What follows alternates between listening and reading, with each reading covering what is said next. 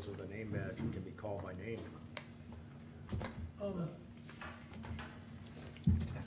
Question, Samantha. Just call my name.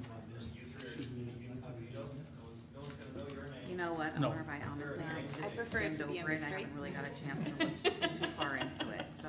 Get I'm on. thinking My that life we is should. better when it is. Emerging positions, let you look at. All about self-preservation.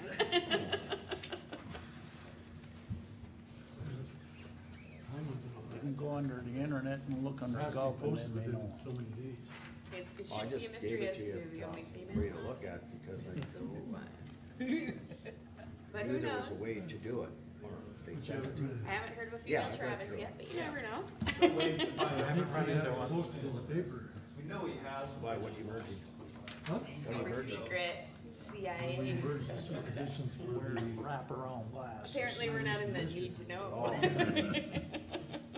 Don't worry, me and Joe will get along just fine. But this is more for voted in positions. It says, and all for appointed. You're high up.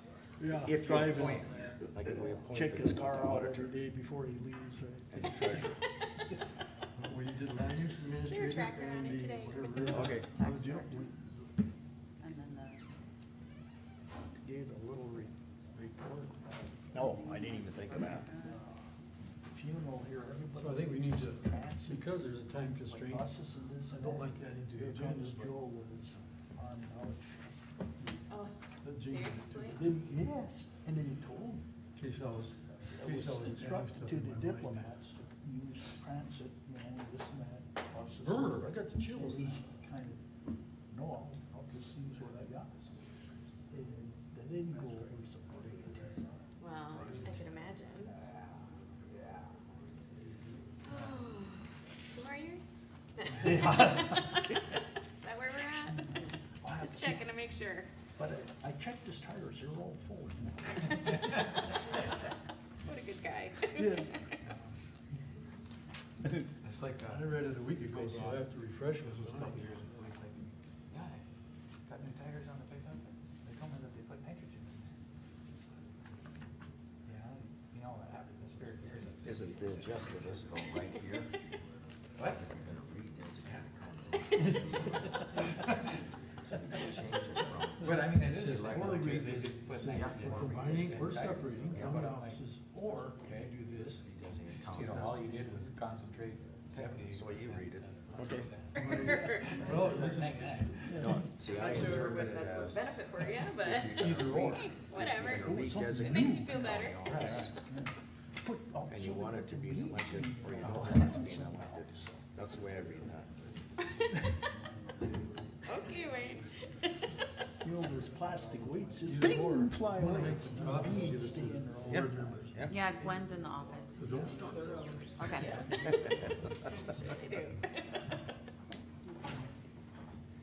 No, I inquire as to if, how it, what the process is. At least, Say, at least we didn't put treasurer's R12 or 22 in there, you know, something like rather that. than anyways, and that's Could have been worse things, Yeah, right? so then I come over and discuss with Marvin, I gave him 100 that. degrees out. Fine. Yeah. It is, because in the first sentence it says, redesignate, Flat tire. Tire go flat? and if you want to redesignate it. Right? It just looks like it. Well, and also- The other one's gotta look crazy. Todd has been part of the process. The one isn't as Todd has tough been as part the of the other, you got a process, so bullet I don't on know if he would have thought that. Yeah, it could happen too, And you know? Good happen, If I were you, yeah. I'd just You go driving ahead out and there? ask. My dad was something that, Especially when if we it see where pertains to they're all where we made got, at, Indonesia. because we appointed those two positions. No. You can't. They will not show But I'm up. not gonna sit here and discuss it for 15 minutes. Talking about like we can't find it. Work in the kitchen. It is chilly. You guys are cold? Fingers to work. I'm fine. Oh, You're freezing. You need your gloves. I'll be fine.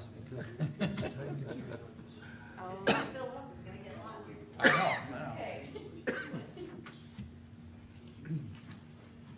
You need a copy, Samantha, or you got one? I can pull it up on my computer.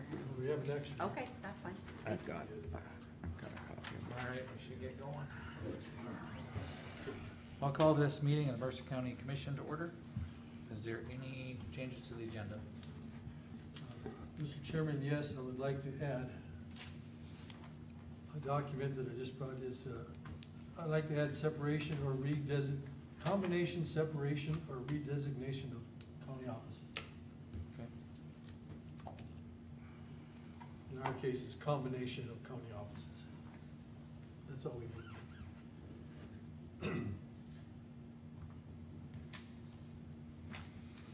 Any other additions? Now I'll take a motion to approve the agenda. So moved, Mr. Chairman. As amended. As amended, yes. Motion by Wayne, is there a second? it. All set. I'll give it to Liza. Any further discussion? Seeing none, Wayne, I'll vote aye. Liza, Aye. Jean, Aye. Marv? Aye. I'll vote aye, that motion passes. We have minutes from the, September second meeting, which was a special meeting, and then the September seventh regular meeting. Let's do the September second one first.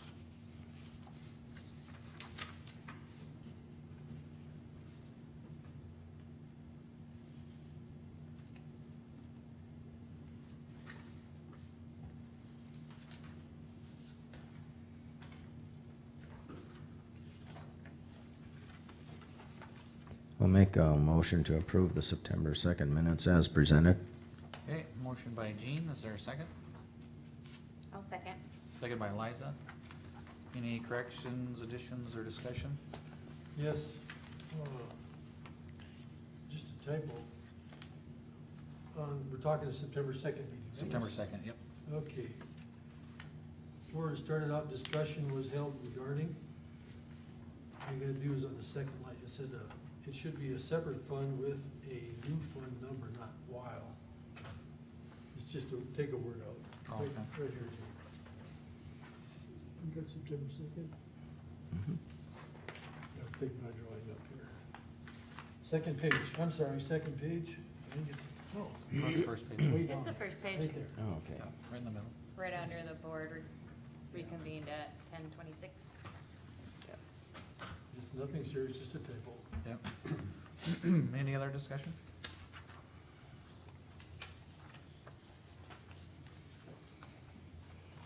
Okay, Jean, Aye. Liza, Aye. Wayne, I'll vote aye. Marv? Aye. I'll vote aye, that motion passes. September seventh, meeting minutes?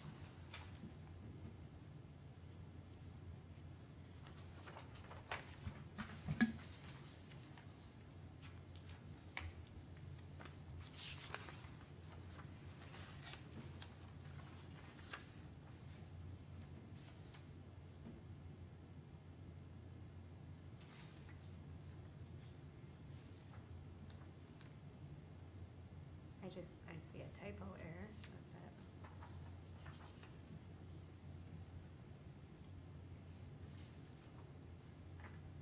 We're at, On the second page, tax directors, here, Dave, and update, I'm assuming it's just to the solar Oh, okay. moratorium, I think. I mean, it's just spacing and then,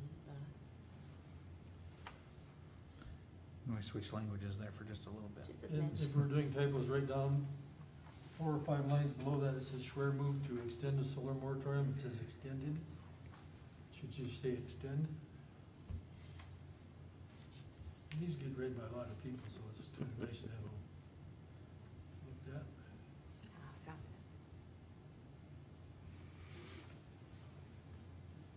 it. Mr. Chairman, I move to accept the September 7th commission meetings with those corrections. Okay, motion by Marv, is there a second?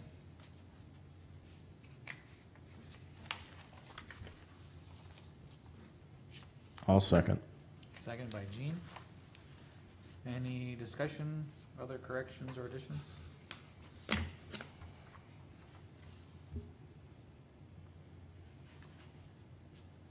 Seeing none, Marv, Aye. Jean, Aye. Liza, Aye. Wayne? I'll vote aye. I'll vote aye, that motion passes. We got the bills up. Oh, Can we just look through our bills here for a while, guys? big pack. Where was the correction in the first one? The second. Oh, I felt like my knee didn't wanna hold me up. I'm sorry, I said the second page. Okay, perfect, thank you.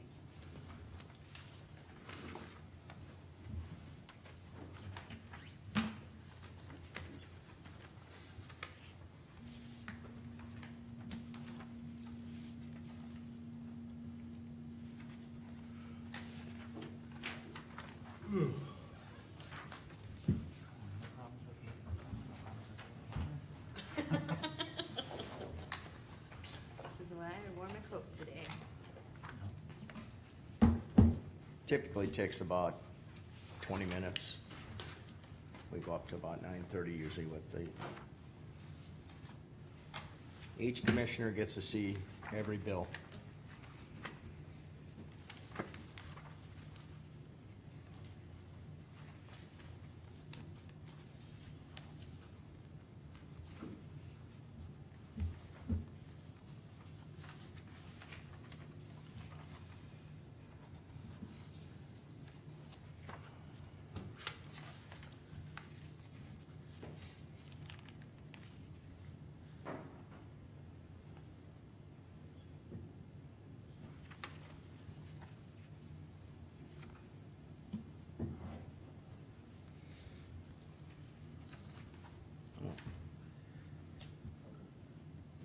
I do not see that.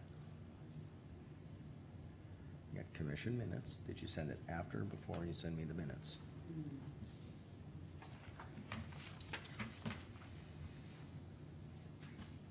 After. Oh, I'm sorry, I told you 1:20, that was the minutes. 2:39. No, no, no.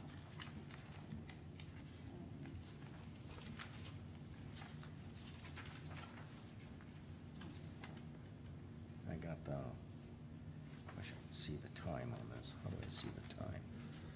Yeah, I'm sorry, it's 1:20.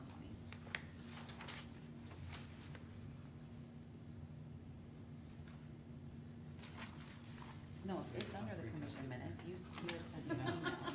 I didn't, No. I didn't Who's Bueller Electrical? click on that one. Who's what? Bueller Electrical. Suppose- Yeah, This you're one? good electric. You know? Okay. I haven't heard. I didn't put the header in there. I just responded.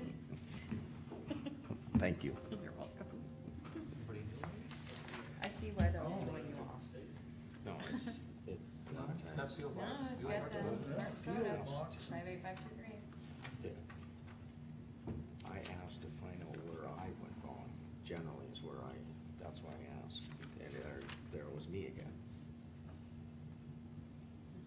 New company that we don't know.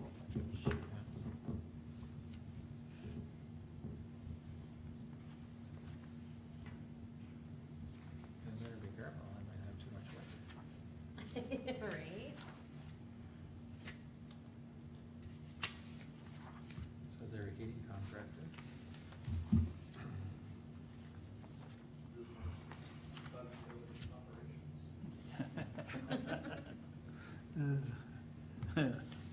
Yeah, I'll check Oh, with this Joe, still find shows, out what happened. They're on the. 3% increase for Chamber website. commissioners. Really? Yeah, I didn't adjust it, I didn't talk to anybody else about it. That's but I think fine. We can Nope, still make that nope, adjustment. that's, No. yes, that's fine.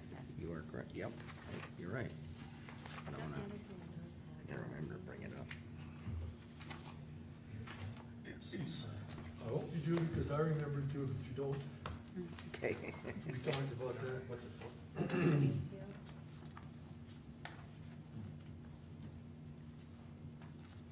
And then I also gotta remember to look at my Just notes that that other day, windows always look more than that stuff, but- cause I'll forget that.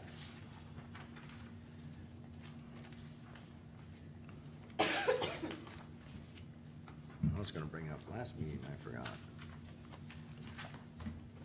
Sam, do you happen to know, does Anderson Windows have like warranty for their windows? I don't know that. We'll have. Anderson Windows? Yeah, wouldn't they? Yes, they do. not sure exactly what it is. What 'cause it covers maybe? A replacement? Yeah, this is like weather sealing, but I didn't know if it did that too or not. That probably is the installer. Um, But if it's the window, you're right. If it's the window itself that needed to be sealed. Why did not this the change to outside only- frame, Right. you are Why did correct. this change Then only it should be covered under the warranty, 94,000? right? Seven You would hundred and think. fifty-five dollars. But if There's a- it's the out, okay, There's a time, warranty's good for so many. for so many years. They had agreed to $100,000. But Yeah, it should it'll be be looked out at. of the county sheriff's, because I moved temporary deputy into. They're the very sheriff. good month, those are But pretty diesels down. are separate, so. Right, but this total budget. Yeah, talked about it's supposed to go down 100,000 and it's down. So I moved this one, went down 100,000. The county sheriff.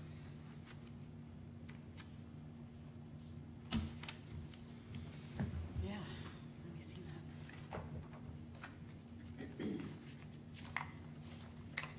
Oh, from what they were.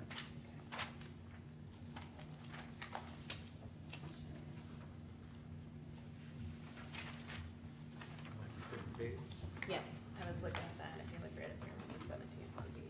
You know, this one's only down, this one's down 48. No, not since we've changed it. That's the like original, like from when we started, Which one? the requested, yeah. Yeah? We've made some adjustments since then. Doesn't that seem rather exorbitant? $128 for a cord in.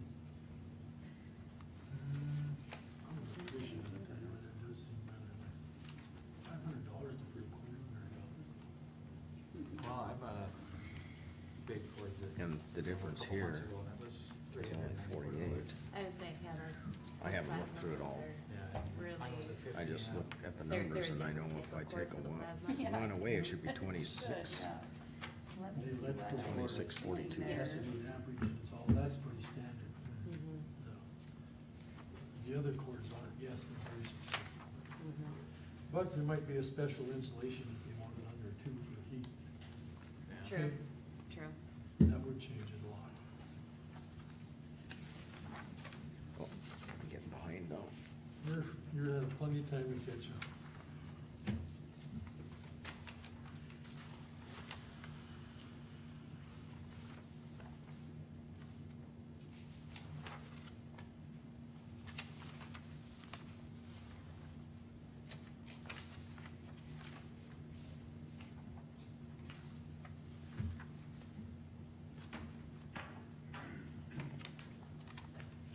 Okay, right out of the gate, Gene's gotta throw one at you.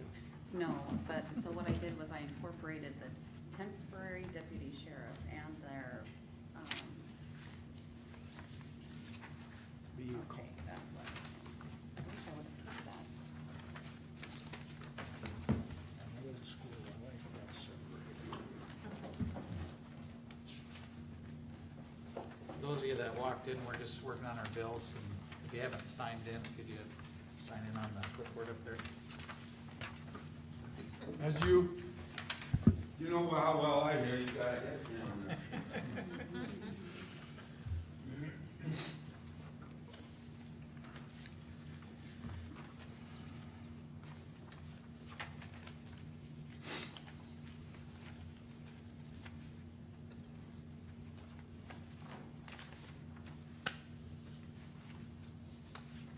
there's no door prize, sorry. There's no door prize. No drawings later. We could develop one, no?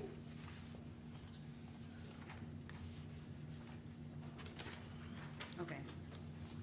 So, when we incorporated, there was a meeting, not the last time, but the time before that, and they, you guys wanted the temporary deputy Yep. to be placed there, and then also for their, new vehicle to move here, so they requested one this year, and then they requested the one from last year, because they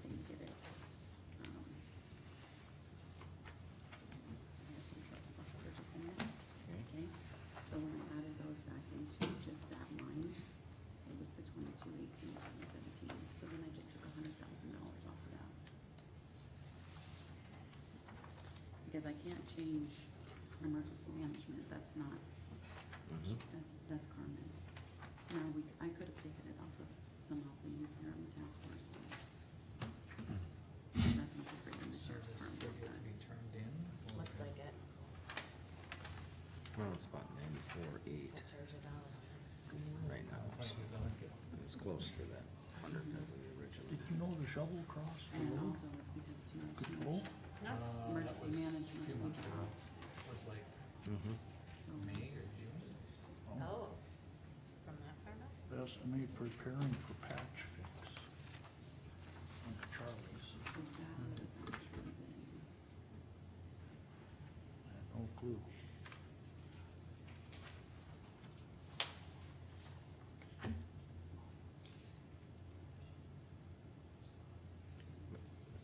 I know. Just in our discussion with Terry, we talked about just this down 100. But Terry's not in charge of emergency management. That's Carmen.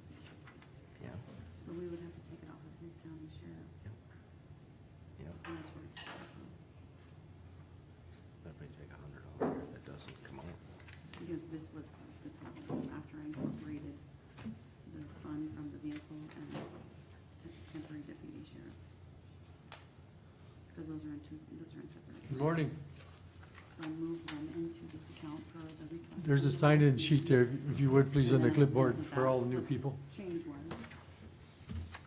And I could probably, do you have You were the busy. last one? Yeah. Well, if you notice the new people that came. That's good enough. I didn't expect I'll- this I'll many believe people Samantha. until about 11:20.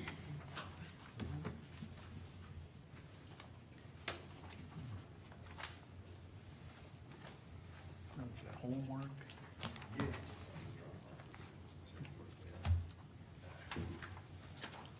Thank you much. Thank you. Morning, sir. What are all these? My hands are cold. Oh, Thank okay, you. never mind. Okay.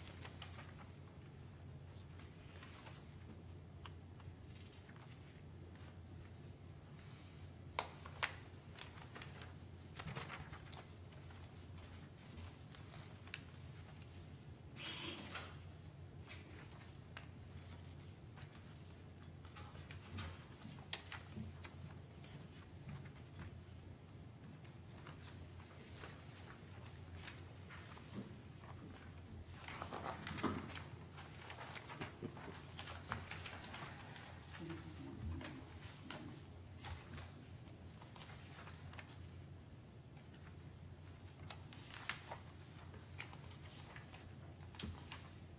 So it shows when I incorporated temp deputy sheriff and then for special vehicle fund, which is in the back of the budget in here. So they've adjusted it, so it's the number for this now. This should be reflected at the 100,000. I was waiting for him, I'm like, oh, here they Yeah. go. Do we have- That's 26. No, Here's 27, here's 26. That'd be 100. Yeah. Okay. Thank you.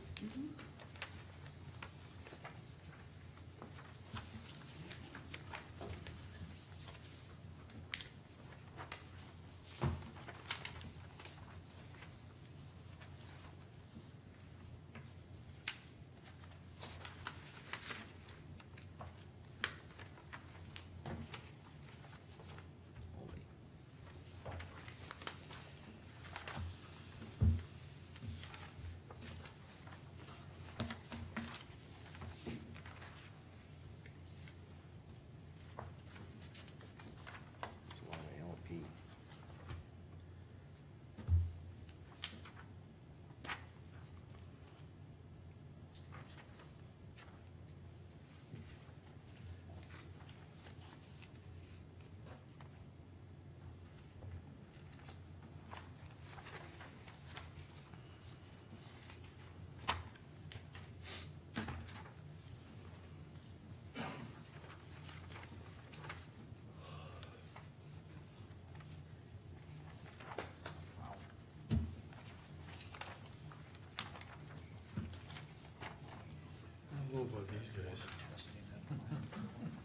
You didn't even have to look up.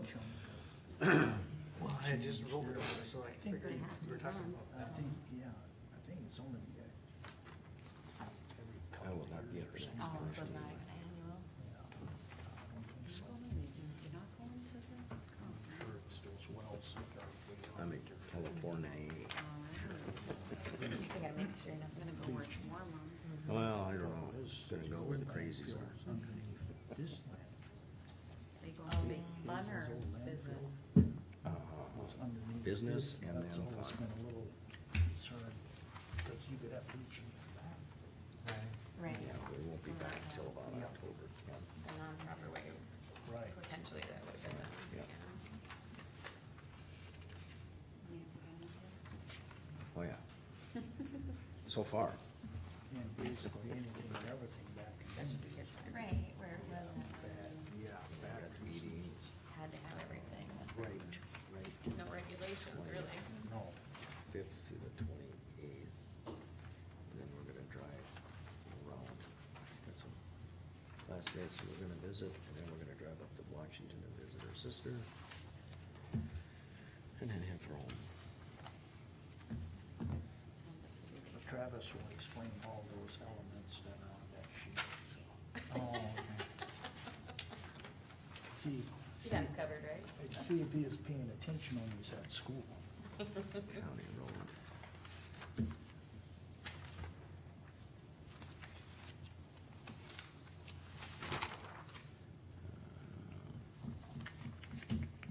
Mark it, and I had to make it either.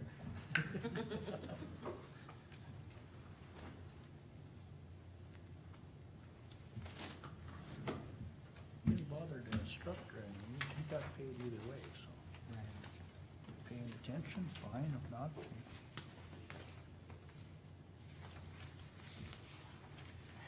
didn't put that out.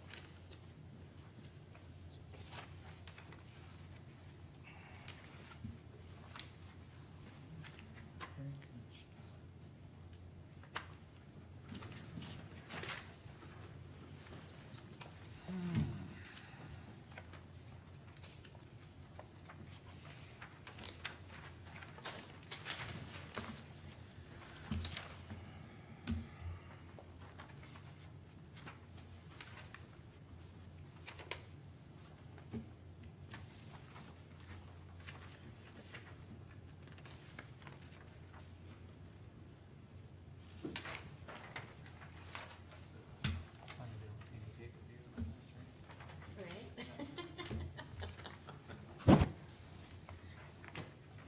Let's hope we never have to deal with that.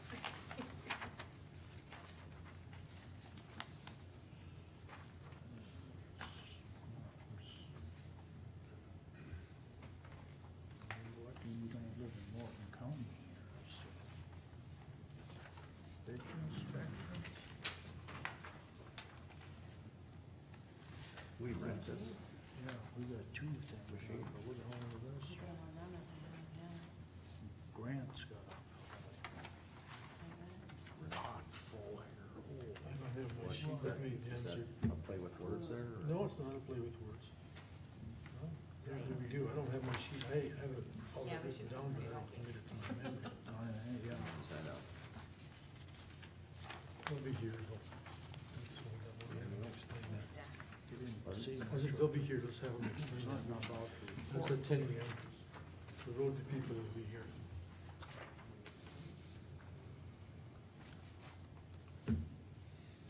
Question on tractor rental. I'll write it on my paper here. Okay, You want me to hold it? pardon? You want me to hold it aside? Sure. Yes, I can. It was 6448, right? What day was Marvin's second birthday again? Or is that not what it said?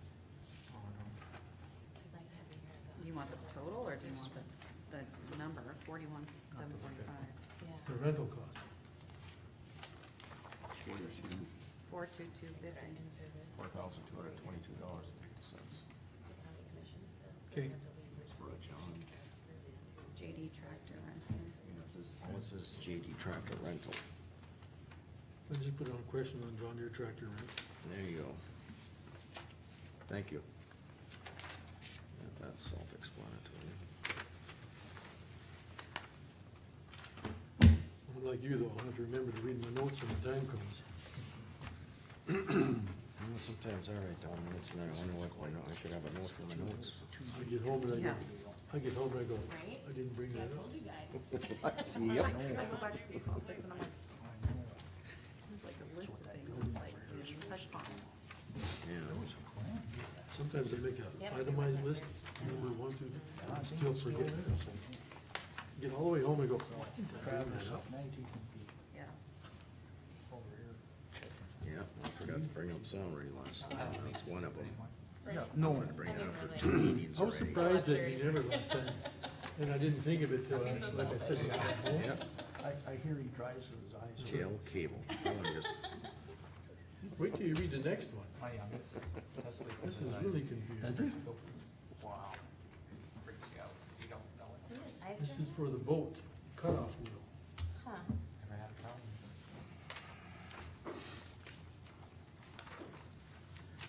Oh um, my gosh, can you imagine this? I'll bet you Make you sick. they had to buy Had to buy a tool, yeah, cutoff wheel to do something over there. cut off, cause the bearing Do went, Morton again. yeah. It was, Yeah, they're a bunch, I'll bet you a the, bunch of crap. how they thought the race was so Seized? frozen, yep, seized on that they cut it off, done that. It's usually the easiest way. And you just If it gets hot, they're stuck. polish out the groove and done that. Hi.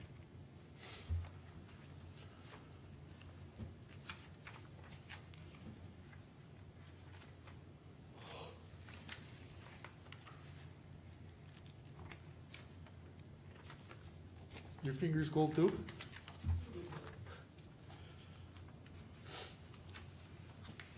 They turned out. No. No one else is being affected, so you probably got it just right.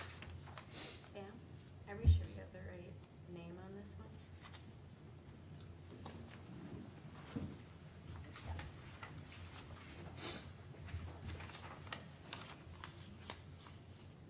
So, legal consequences because, so when, Ashley sent it over, what is, did she go to the town? She was going to, she did.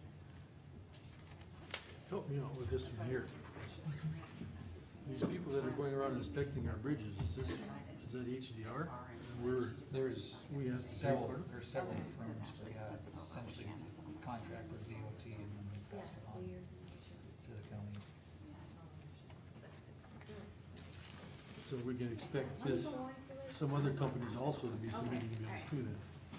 Yeah, I don't know if they This just is have one just- per county or This is just HDR. it's HDR, yeah. Because if that's 20% of our bill, it's not a lot. No. Take 5 times, that's $3,100.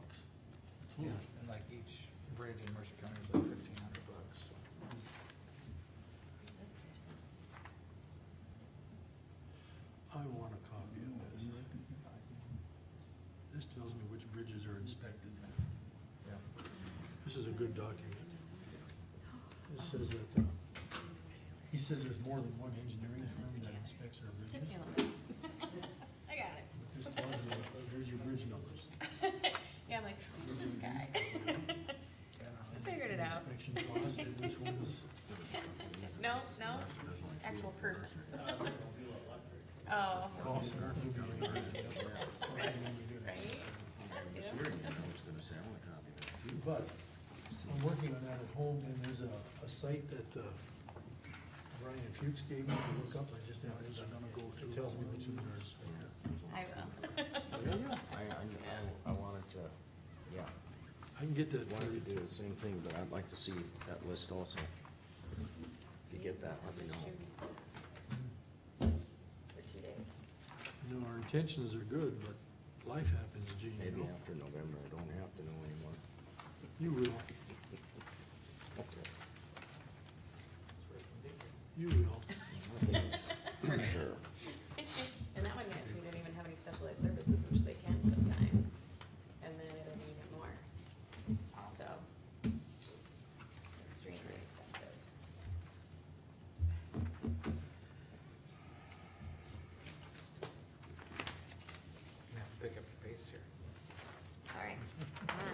that, Are we okay with 9:30?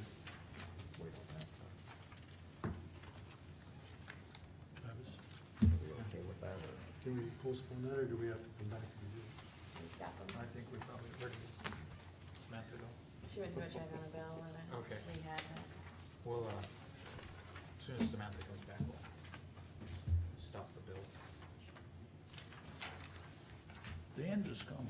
The end is coming? Because Wayne's here, Yep. it looks like he's paying attention so far. Did you get my text about that? Yeah, I replied to it. Did you? I haven't looked at it yet.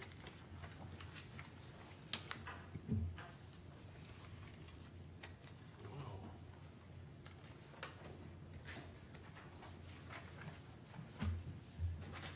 We almost. Yeah, Okay, please. that's what I thought. Thank you.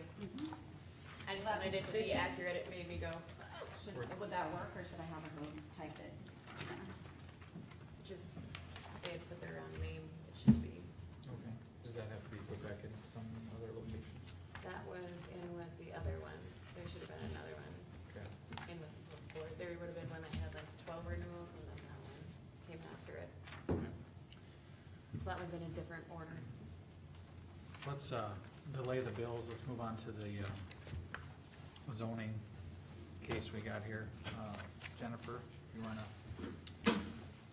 This is an application for a temporary use permit from Wayne Basons for a gravel pit. The subject parcel is approximately 25 acres and is located 12 miles north of Beulah and is in the southwest quarter of section 21, township 146, range 88 west of the 5th PM Mercer County. Planning and zoning recommended the following conditions, and that's the top page that you guys have. First, the haul road must be approved and released by county road superintendent. And second, follow reclamation and weed control guidelines of the Mercer County frac sand ordinance. And then the second page that we gave you, is the original conditions that we normally put on gravel pits. Good job. I gotta find the right file here. This one, you got it.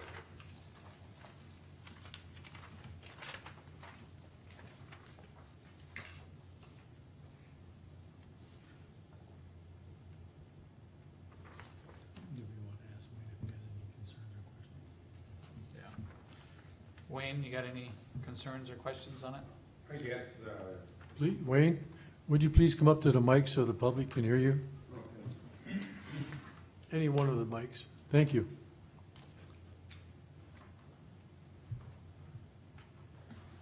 I guess the one question I had after reading through this, she had highlighted the portion that says about the weed control and the reclamation part. And I was wondering you aren't having me follow that fracking sand thing completely, are you? No, all we said it was contingent upon the reclamation part and the Right. and the weed control. Okay. That's all we Yeah. put on there. Yeah, that's what was highlighted here, and I was hoping that's how it would be. I guess this thing isn't something that's cast in stone, or I don't have a contract with them. I'm actually working on the contract, meeting with an attorney again today. But if the price is agreed on, it will happen. The test holes have been done, they've taken the samples from the places. I've had several other, including Kenny Nelson, saying they were interested in it, but I haven't heard from them. But I did make them aware of it, and I know that Mercer County is really short on gravel supposedly, and they're hauling it from Turtle Lake and Riverdale or whatever, depending on when. We are very short. We would really appreciate the opportunity to get gravel from you. I'm doing this through Sunday Sand and Gravel, will be doing the processing or whatever. Yep. And Randy supposedly is going to be buying, or I'm not sure what kind of agreement they have between them, to be honest with you. But that the Antelope Trucking deal is, or Randy Byram is the one that's been pushing to get the gravel, because of the one that pit he's got here is supposedly needs to be closed near Stanton here somewhere. I'm not sure what's behind all that, but either it's finished or what was left got sold to Garrison, somebody, contractor in Garrison, and it needs to be, I think the permit has run out or whatever. So they're pushing kind of hard, put it that way. Stay there. I'm gonna ask the board a question, just in case you might Okay. want to answer, help me with this. Based on what you just said, that we don't have it, you don't have a signed contract, we're not sure that you're gonna go forward through it with your present talks. Well, like I say, unless the price isn't agreed on, it will. I understand. It'll happen, and they want to start already this fall.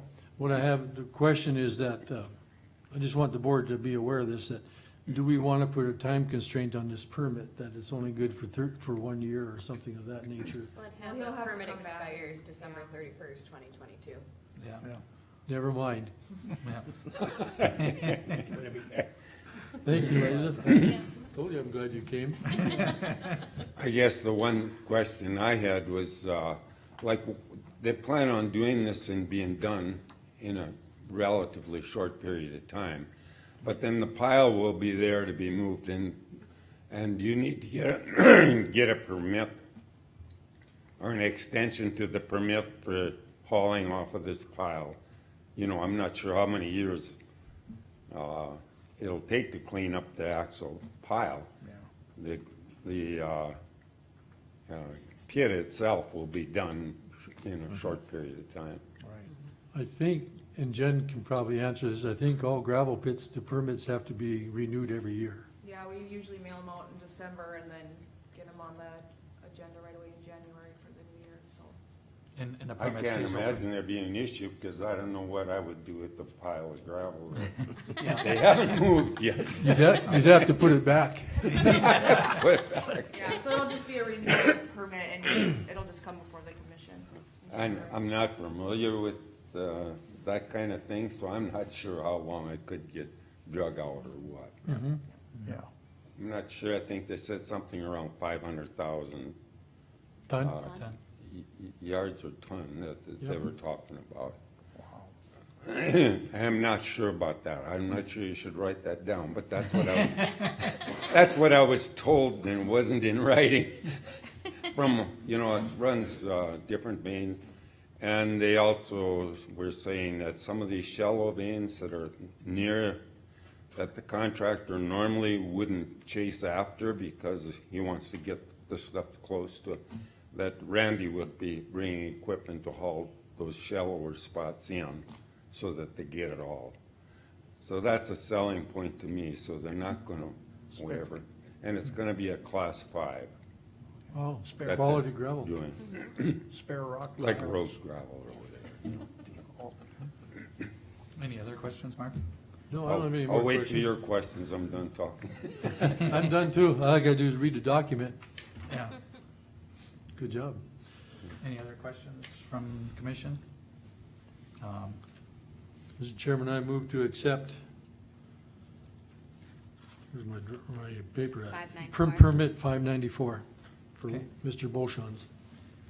Motion by Marv to accept temporary permit 594. Is there a second? I'll second. Second by Liza. Any discussion? The only thing I have on, I don't have anything against the permit. I just, when we see conditions that we're following stuff on a different ordinance, that concerns me a little bit, just because of confusion and possible set of precedents where we're mixing ordinances. That's my only comment on there. Are you referring to the, of the Approval Mercer continue. County frac sand ordinance? Correct. Yeah, I understand. But, any other discussion? Any other discussion? Seeing none. Marv? Aye? Liza, you seconded, right? Yep. Liza? Aye. Wayne? I'll vote aye. Gene? Aye. I'll vote aye. That motion passes. You have a temporary use permit for gravel pit, and then Jen will send out renewals at the end of December. Okay, who do I get the permit from? That would be from Jen. their office. Thank you, Okay. Jen. Okay, thank you, Wayne. Thank you, Wayne. As long as we get all the gravel. Okay. Mr. I Chairman? was gonna upset Wayne. We don't, Randy don't. Mr. need it Chairman, all. due to your very valid comment regarding giving a conditional permit based on another ordinance, I question whether we should put gravel pit ordinance on our next meeting so that we decide what we want to put in there regarding reclamation and weeds.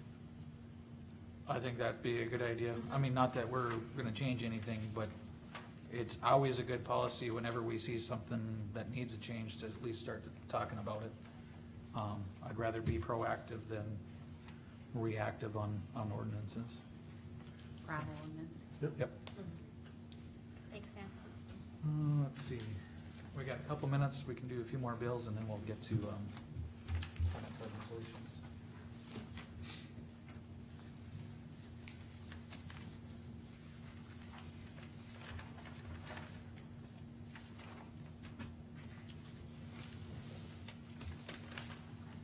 Step up.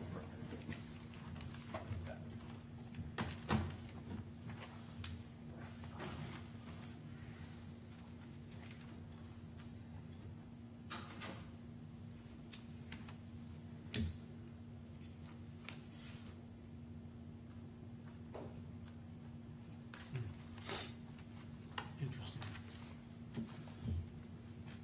Apparently their gauges on their ATV, they're getting a lot of vibrations, so I had to put new ones on, liquid filled. Well, the month they drive those things, like, Keeps the needle from breaking off all the time. It's amazing what you can use those things for.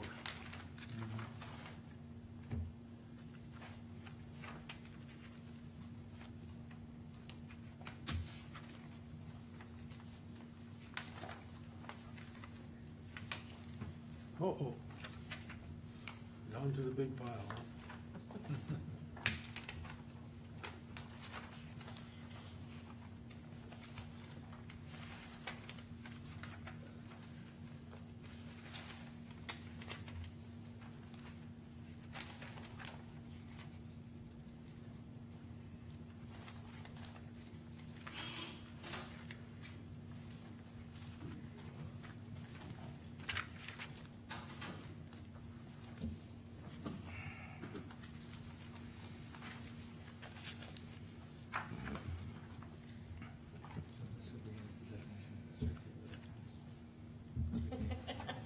Right. We're the same thing.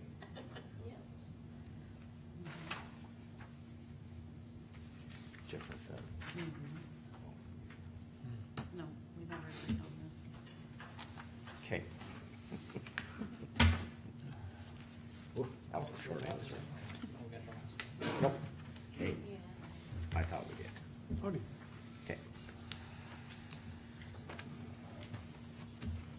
here you go. That's the end, right? You wanna take a delay again? No,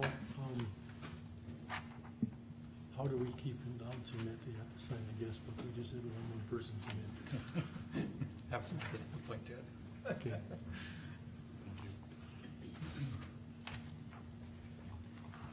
We're just about done with our bills. If, Summit, did you guys have a presentation or something? Okay. Nothing on the screen? Just, Okay.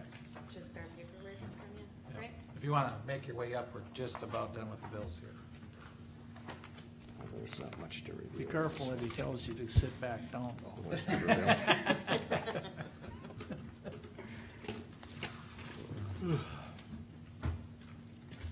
Okay, That's it. motion to approve the bills? So moved. Motion by Jean to approve the bills as presented. Is there a second? Second that. Wayne's Second got by it. Wayne. Any discussion? Yes, we have a question on one bill, and it's just probably just for information. It's got to do with tractor rental that I want to ask the road department when their turn comes on. Okay. Any other discussion? We can approve. the We can bills. approve it. but Right, Yes. It's just a question, clarification. Any other discussion? Seeing none, Jean, Aye. Wayne, I'll vote aye. Liza, Aye. Marv? Aye. I'll vote aye, that motion passes. All right. Summit Carbon Solutions, you're up. Yep. My name is Joey Barachi. I'm representing Summit Carbon Solutions, and I'm here today to give the second of our quarterly project updates. I handed out some pamphlets to you. Those are updated information pamphlets. Also gave you another map showing it's 4.74 miles into Mercer County. And we do have 100% acquisition of that mileage. State of North Dakota, we are at 39.82% or 135 easement miles, voluntary easement miles. We, What's the total miles in North Dakota? You're at 39%, right? yeah, so 40, 180, 190, something like that. Okay. Have to calculate it out. Thank you. Okay, we do have some milestones that we've hit in Iowa. We have 50% acquisition, and that's where we have most of our pipe. So that was very good. Then for the last 3 weeks in a row, we have been able to acquire over 30 miles worth of easements in each week. So everything's moving along at a pretty brisk pace, and as of right now, it seems like we're on schedule to start construction sometime in the summer of 2023. Let's see. Last thing is a community investment.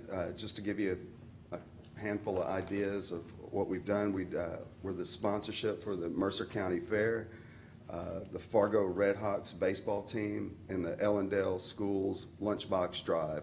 We have a lot more. It would take pages to tell you what we've done so far and what we're going to be doing. And with that, does the commission have any questions?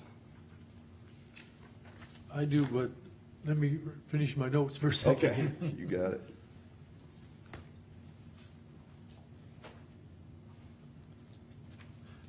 I'm gonna repeat this just because I wanna make sure I wrote it down accurately. Yes, sir. Mercer County, you have about 4.5 miles of acquisition, you have 100% of that, and it was all voluntary. Correct. Okay.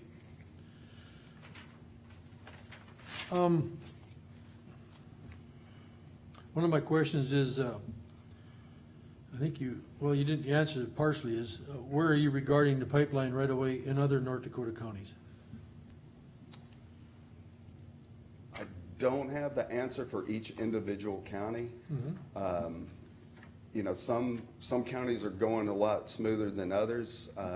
As an example, Burleigh County, we had to do several reroutes to go around Bismarck. So there hasn't been a whole lot of acquisition. Now that we have a set route, the eastern side is moving briskly. So we're moving along there, but the numbers aren't that great, but that's just because we're just now getting to the point to where we can really go after the acquisition. Where are you crossing the river? Fortunately, I don't have that answer. I do know it's a small window. It's right, I believe there's a reservation just to the north of us, or we're just to the south of it. South of, And I can. South of a reservation? I North. believe so. I'm not too familiar with it because it's changed so many times. And what I can do is I can email auditor that map, and it'll show you Sure. when I get back to Fargo. What are some of the concerns that you're having with not just North Dakota, but other counties regarding acquisition right away? The main thing is misinformation. We were kind of behind the ball a little bit when we started, not getting the information out. And now that the information is getting out and everybody's starting to understand what this pipeline really is and the benefit to all the communities, things are starting to move along pretty well.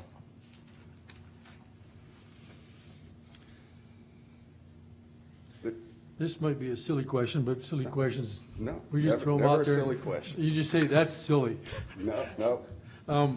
Once the pipeline's in, what is the benefit, I'm just talking about Mercer County, once the pipeline's in, what's the financial benefit to Mercer County?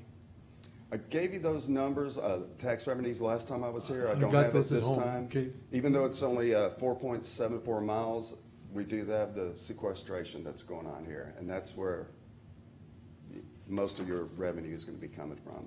So there's not really that much involved in 4.74 miles, tax revenue wise.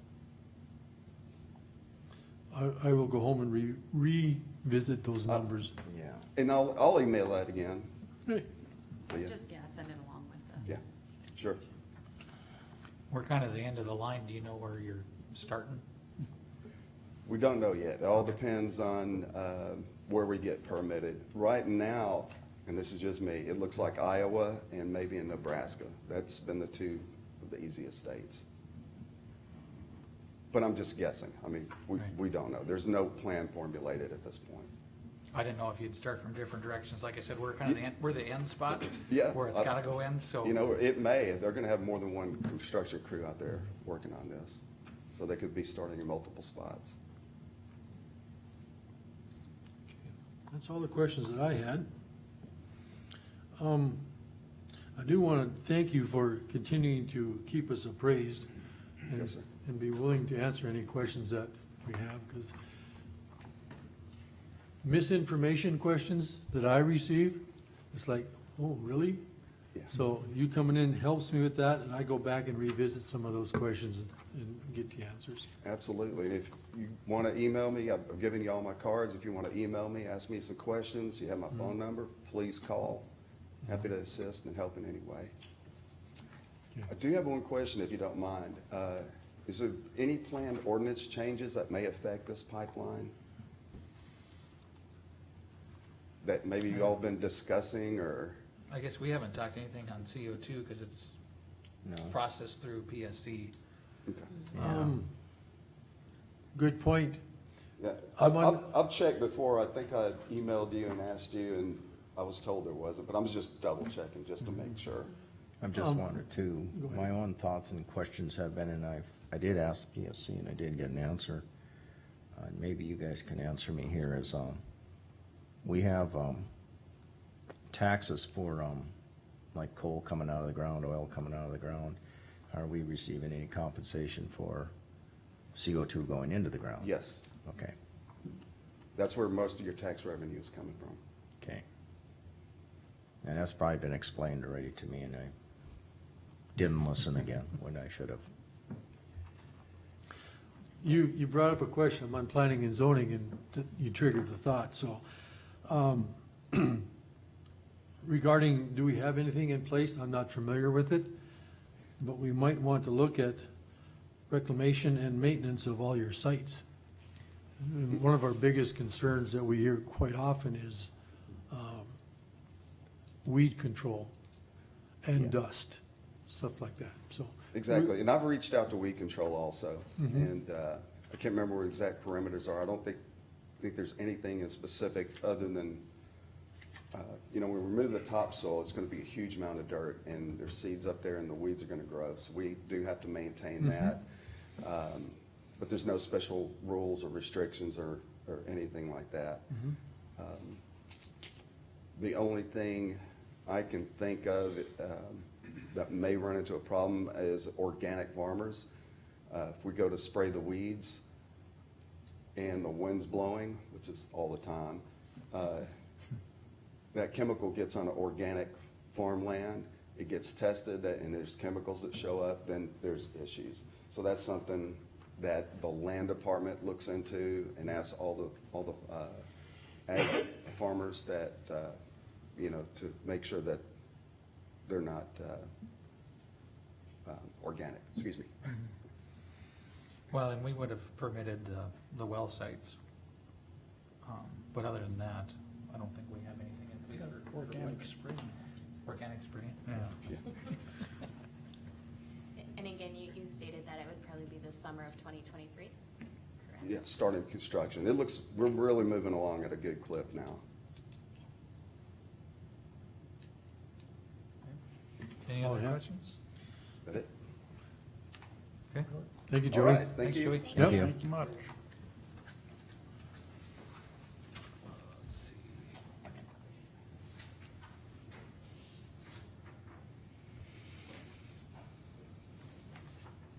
Was Ken or Charlie coming in for roads? Who knows? Rachel just asked me to put that on the agenda, so. Okay. Don't have anybody here yet, I anyway. don't have anybody here yet.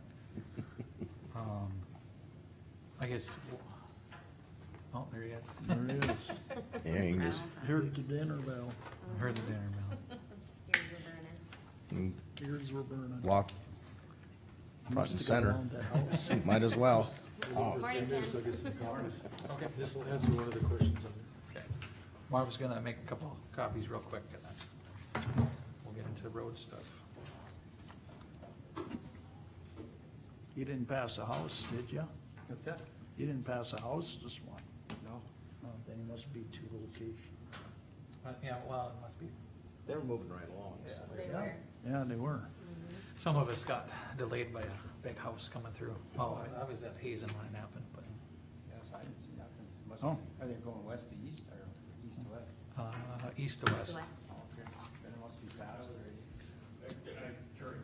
I was technically going east, so Did- yeah, they were already past all the vehicles westbound when I turned at Senex, in case it was out of stop. So I didn't just go. Should ask is, did you have a house permit that you issued? Right? No. No, that's not good, let's shut them down. Yeah. Well, they're going across the state road then, aren't they? Yeah, they're on Highway Th- 200. This would be Yeah. state, but who So they knows? must be going all the way through and not coming down on anything on Mercer. Maybe they're going to Dunn. You order a new house. Out at the farm or something, yeah. No comment. No comment, yeah. I tried to avoid that permit.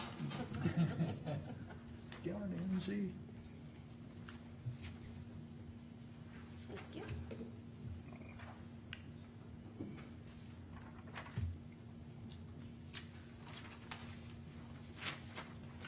Yeah, this is the same Yeah. one that they sent us. Thank you.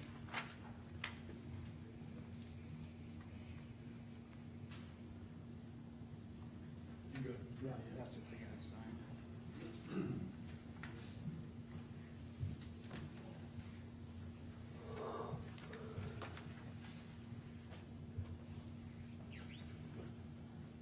Oh, I'm a minute early. Well, I think we, Minute early. he's 30 seconds. I think we can start. Ken?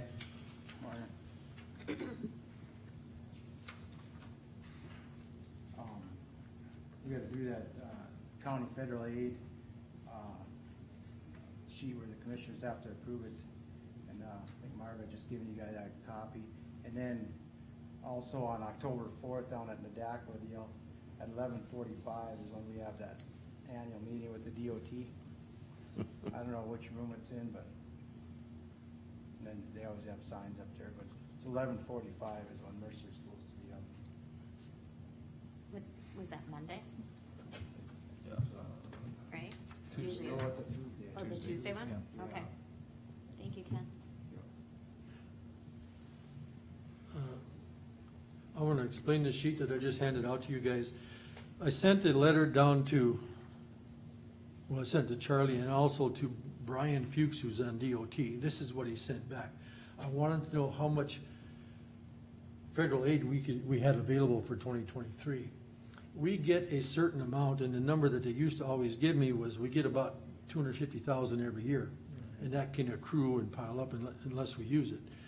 And we can actually borrow against it. That's something that I've explained to you in the past. On the top of this sheet, it says that in 2023, the estimated, instead of the 250, we're gonna get about 340,000. And the total available for 2023 is almost 1.5 million. And if you go down the line there a little farther, you're gonna see that of that the way I read this, of the 1.5 that we're gonna get total for 2023, the stuff that was dedicated to Just the a bridge. second. Huh? 1.5 estimated, right? Yes. Okay. Sorry to interrupt, but No, that's good. I don't mind it being interrupted. I don't know why I feel like I need to be in a hurry, but I can slow down. down below, it says that the federal aid that's allocated towards that bridge south of Crossroads is 886. Now, that number's changed 3 times. And I think originally it was 680,000, then it was 860,000. Now that Brian says it's 886. So I'm just letting you know that. And when we get to the county road budget, I'll bring that number up again. The other federal aid is COVID money, and it has a really good note on there. It must be this year's COVID money for the roads, okay? It's different than the other stuff, so we have to apply for this, but we have to have it obligated before end of September in 2024. So that's just giving you an update on the most recent information I got from DOT. And another note with that bridge one, that's a separate deal. That 808, remember that's that separate pocket of funds. We're not taking our total 1.5 million that we have. That was underneath their bridge program for that one south of the crossroads. So we indeed have remaining for 2023, 1.494, 169. Right. We don't subtract it out of there. Not for that bridge, that's a separate bucket of money through federal aid, it's through that bridge program. So Remember Ken, Charlie put in for that, Right. for that grant or whatever, and so that's part of that bridge. No, one. that's, And that's 80/20, right? Yes. see, that's the specific question that I asked when I sent this down there. I said, do we have to subtract from our allotment, or is that, and this is what I received, so I'm glad you explained that. So we have quite a bit more for, so where is it showing the 1.4 million? You know, are those grants that we have to apply for then? No, that's what's in our bucket, that's what, that one on the top there, it says. And that's different from the House Bill 1505? Yep. Yes, that's a different thing too, yep, Mhm. yep.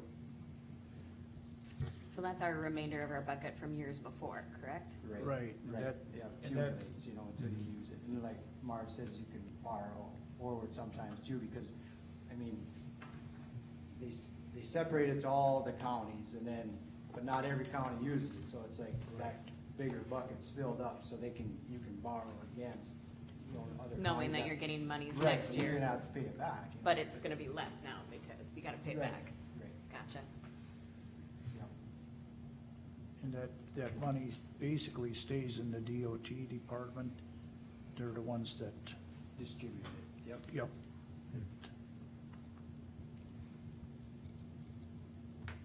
Yeah, and that 1505, and if you remember in the past, it was, I don't know, was it 2103? You probably remember, Wayne, all those, during the oil boom, when we got all those grants, it was 2103, and there was a 1400 number. I mean, that's similar to what this, the 1505, I think was a federal deal though, Yeah. distributed through the state, where those other ones were Senate ones through the state.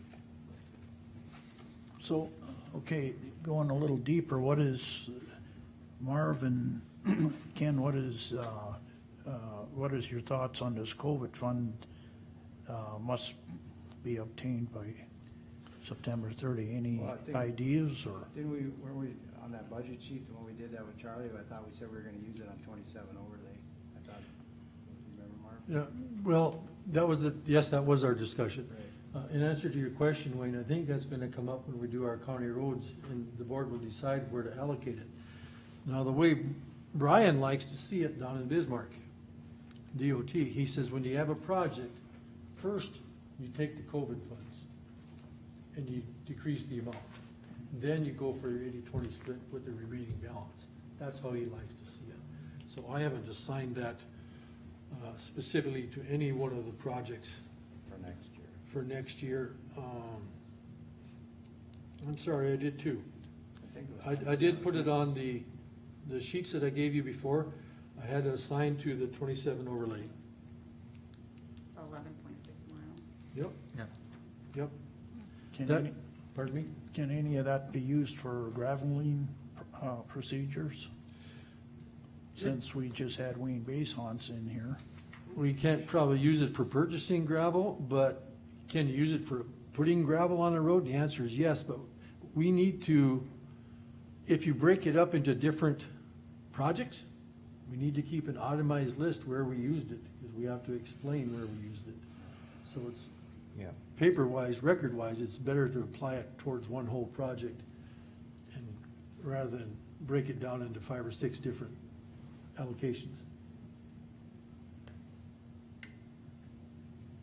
Is there anything we have to approve with this? Yeah, you sheet? gotta, Okay, yep, and then you'll have to sign it, Travis. okay. Is there a motion to approve the Mercer County Federal Aid Program for 2023? I will so move. Motion by Marv, is there a second?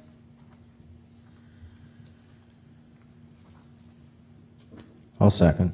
Second by Jean, any discussion?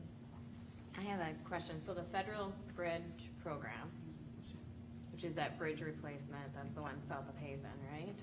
Correct. Yep. And you said that that's the one that Charlie got approved for the 80/20, right? Yep. So the amount of money, you know, the estimated total cost is that 1,095,000. And when I take 20% of that, I get 876,000. This says 886,000. I don't think it's a true 80/20, I think it's like Oh, it 80 has some, point okay. something. I just wanted to make sure that. Yeah, I've seen that it's like 19.46, or does that sound right? That's- It's a 19 point something that we Okay.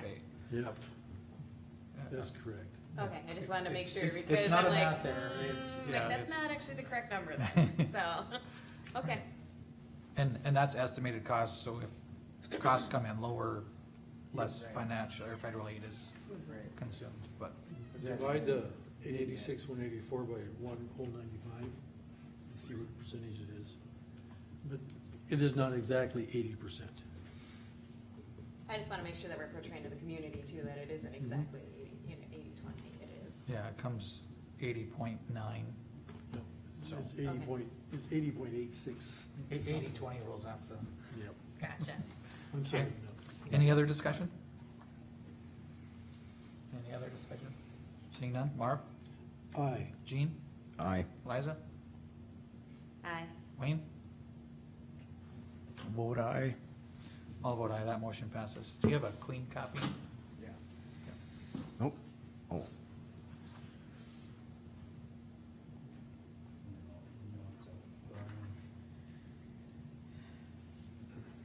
It says down in the bottom, no longer be active, so there we go. Travis, Yeah. that's I fine don't too. reflect it on there because we didn't. Now it's estimations, so.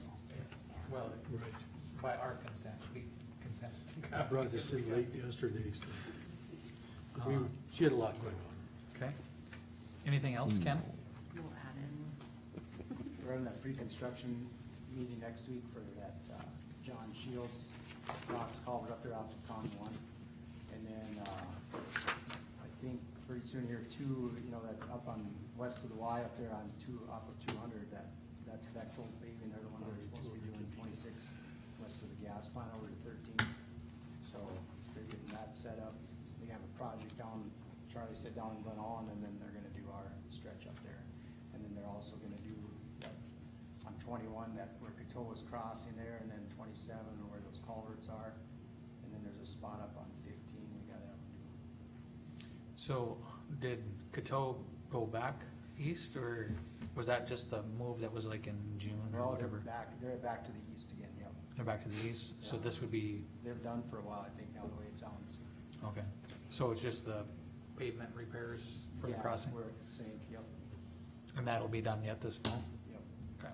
And is Coteau responsible then Yes, for and that, they're correct? paying for it, yep, Okay. yep. Then what they'll do is we pay for it and then they reimburse us. They already have a voucher made out for it. Charlie did an estimate of what it should cost, so yep. Okay. As soon as we get the final cost, and then they'll be reimbursed right away. Okay. Okay. Other than that, that's all I got. Any questions for Ken? yeah, but tractor. Oh. Yeah, we had, Yeah, We had a tractor rental bill for $4,000. Is that a tractor that we rent? Yeah, that's Yeah. a John Deere. We do that, lease thing every year. We rent it for 250 hours. It's through the, I think it's through the Association of Counties, but it's through, RDO. We Yeah, run that RDO every was the year bill. for Is that for like mowing ditches and Yeah. stuff? Okay. I'm gonna say that's a Yeah. mowing tractor, right? Mowing Yeah, tractor, looks yeah. kinda like it. Yeah, we approved it, we were just, Yeah, we just question what it's, Yeah, that's what that was for. And how long do we have that contract going? Is that just a continuous It's a one? yearly thing, but you gotta apply for it in the early summer, or late summer for the next year, you know? Okay. And then it's up to that 250 hours, and you have to give that machine back. Yeah. And you found it beneficial and it works out Yeah. quite well? Oh, yeah. Okay, So far, unless they keep on increasing it, I don't know. okay. Oh, We used to get them free. yeah. yeah, Mr., yeah, it used to be, Yeah. it Through was, the Association of Counties. we get yeah, was Ford New Gates, Holland. New Holland's, yeah. Their advertisement. Mr. Chairman and Ken, you get a chance, go down to that Knife River, on 13. Yeah. There's very, very little amount of gravel down on that Yeah, spot. and that small, that stretch between the bridges there. Yeah, it's all clay pumping up. that one's cool, you know. And if you get a rain course, you're gonna have a unroof Yeah. situation, so I thought you knew it, but I figured that since you're here, I'll just, Yeah. on that, County One bridge, the John Shields Bridge, do they have the boxes and everything here, or is it Purchased? purchased? Not, Or it's supposed to be done, right? are they The building them? delivery's supposed to be October 4th, so they're Okay. gonna have to prep it, you know, to make the bed for it in there, and then all the Did- dirt work prior, and then when the box comes, then they'll set it, and then do all the work after to. Yeah, the only reason I ask is because the last update I heard on getting like box culverts and stuff is a 12-month lead time now. Oh, they already have this ordered from that one. Okay, so Went to Schwartz. I could throw some That wrenches would in not be it. good. Yeah. Are they pouring it, you think? I mean, it's pushing the envelope, it's getting I mean, late. hopefully Yeah, it's I know. poured and cured already. Yeah, I was better gonna be say, I would poured hope and that's cured. curing currently. That's where you, So they plan on getting that in this fall, Of right? course you are. October 4th is supposed to be the delivery date, so. Yeah, I heard you Well, say pre-con, so I was just Right. making sure we had. Yeah, Okay. next week, Tuesday. Okay. That's close, hopefully we don't get any snow. Yeah. That's a four-letter word that we don't speak Yeah. in September. Yeah. Okay, Thanks. thanks, Ken. Ken. Thank you, Ken. Thank you, Ken. Let's take a 5-minute recess and then have Don come in for the treasurer's report. Okay. Hi. We can. Good start morning. Without Wayne, let's reconvene the county commission meeting and we have a treasurer's report from Don. So, do you have any questions? Just glancing at it, Yeah. I gotta find it. that's been half our problem today is finding which file to look in. I even tried to organize it as we were gonna go along, but You think we don't shuffle things, but. Oh, I will What? have some questions. Fire away. I'll do my best to answer them. I think your sheet is very self-explanatory. Basically, I'm looking at the balance sheet, the second page. What I want the board to be aware of, and put this in the back of their minds when we're doing budgeting, is that thus far this year, we're about 272,000 short. That's just revenues and receipts. Now, our receipts include $2.5 million. That is non-normal revenue. House Bill 1505 is $1.4 million. ARPA is $795,000. And then we're also short. When you add up all those numbers together, our receipts are short about $2.5 million. Now, we did have some contracts that were outstanding, so we had some bigger expenses, but this is a, warning is the, I don't like that word, but it causes me concern that we are paying more than we're receiving. And if we never had, well, for one, if we never had ARPA or COVID pandemic, we would really be in trouble. You take those numbers out of there, you would not make our budget. So it causes me to concern, so just want you to be aware of what's being stated in that information. That's all I have on it.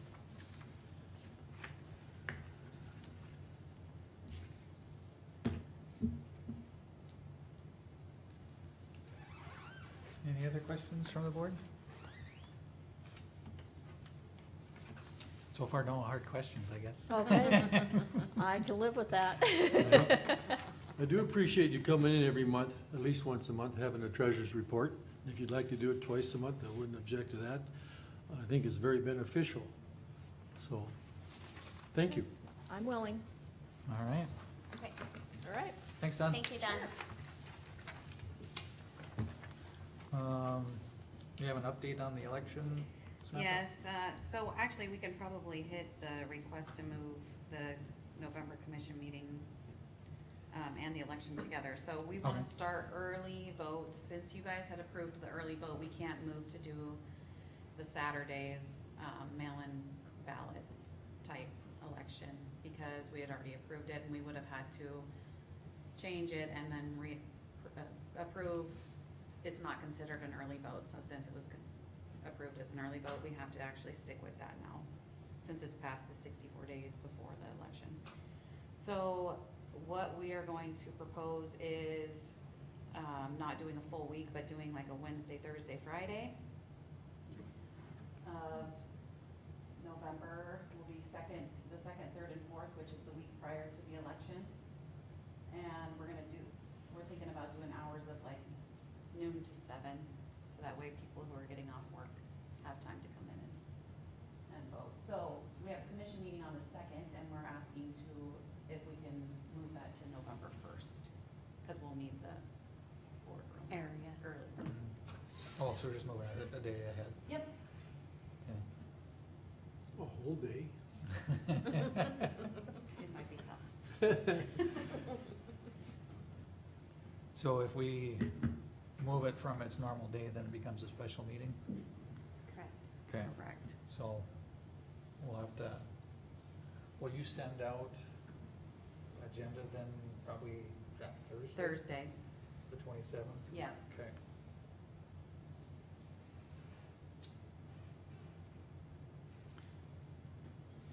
Okay, is there a motion to move the November 2nd meeting to November 1st?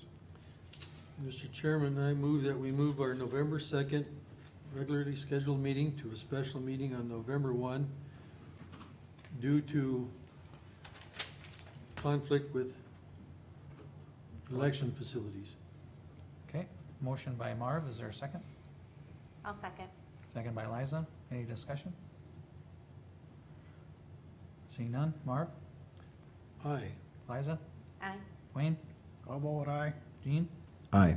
All vote aye, that motion passes.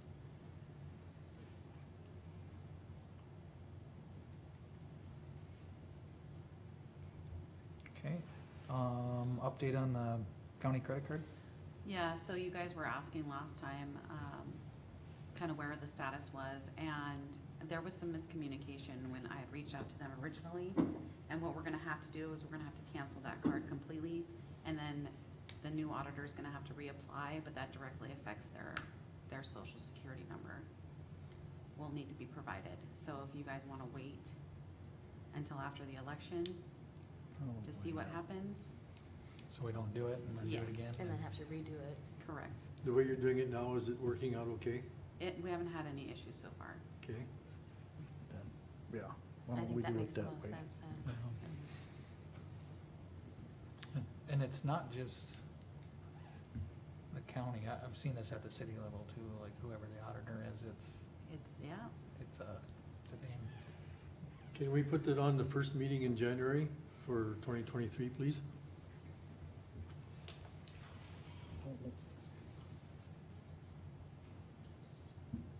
Just so we follow up on it.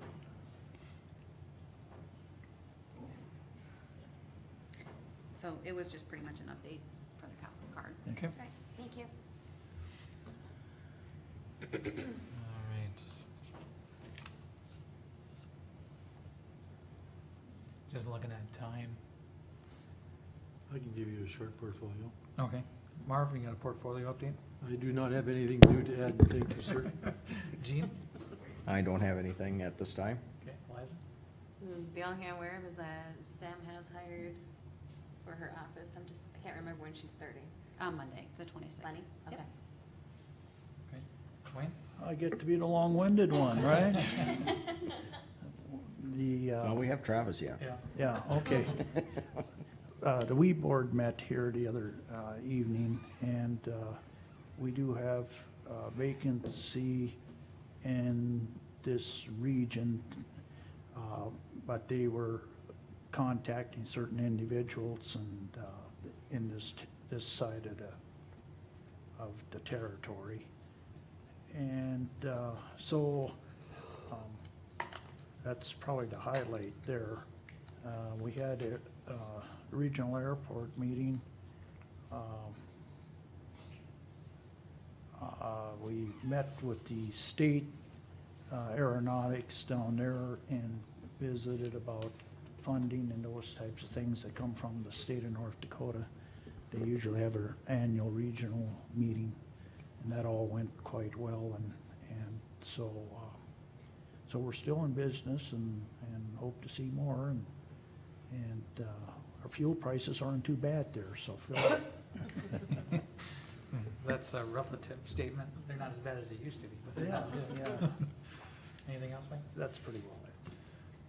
I got library board meets on Monday night. I haven't been to a fair board meeting in a while. Those will still go on monthly. And, not really a portfolio, but there is a 4-H awards banquet October 9th. So that's done by the Extension Service. Travis, I got one more thing for the board. I forgot to mention the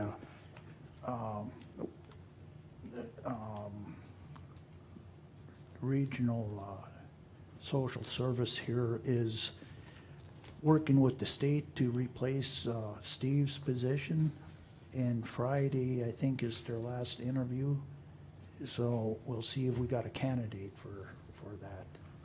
And, but the state is involved pretty strongly Gonna on be on this. that So I don't know any more than that at the time, so, Okay. okay, thank you. That's all I have for portfolio updates.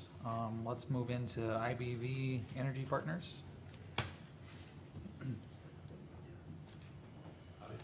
Morning. Morning. This worked earlier, so hopefully it works, now that we actually need it to.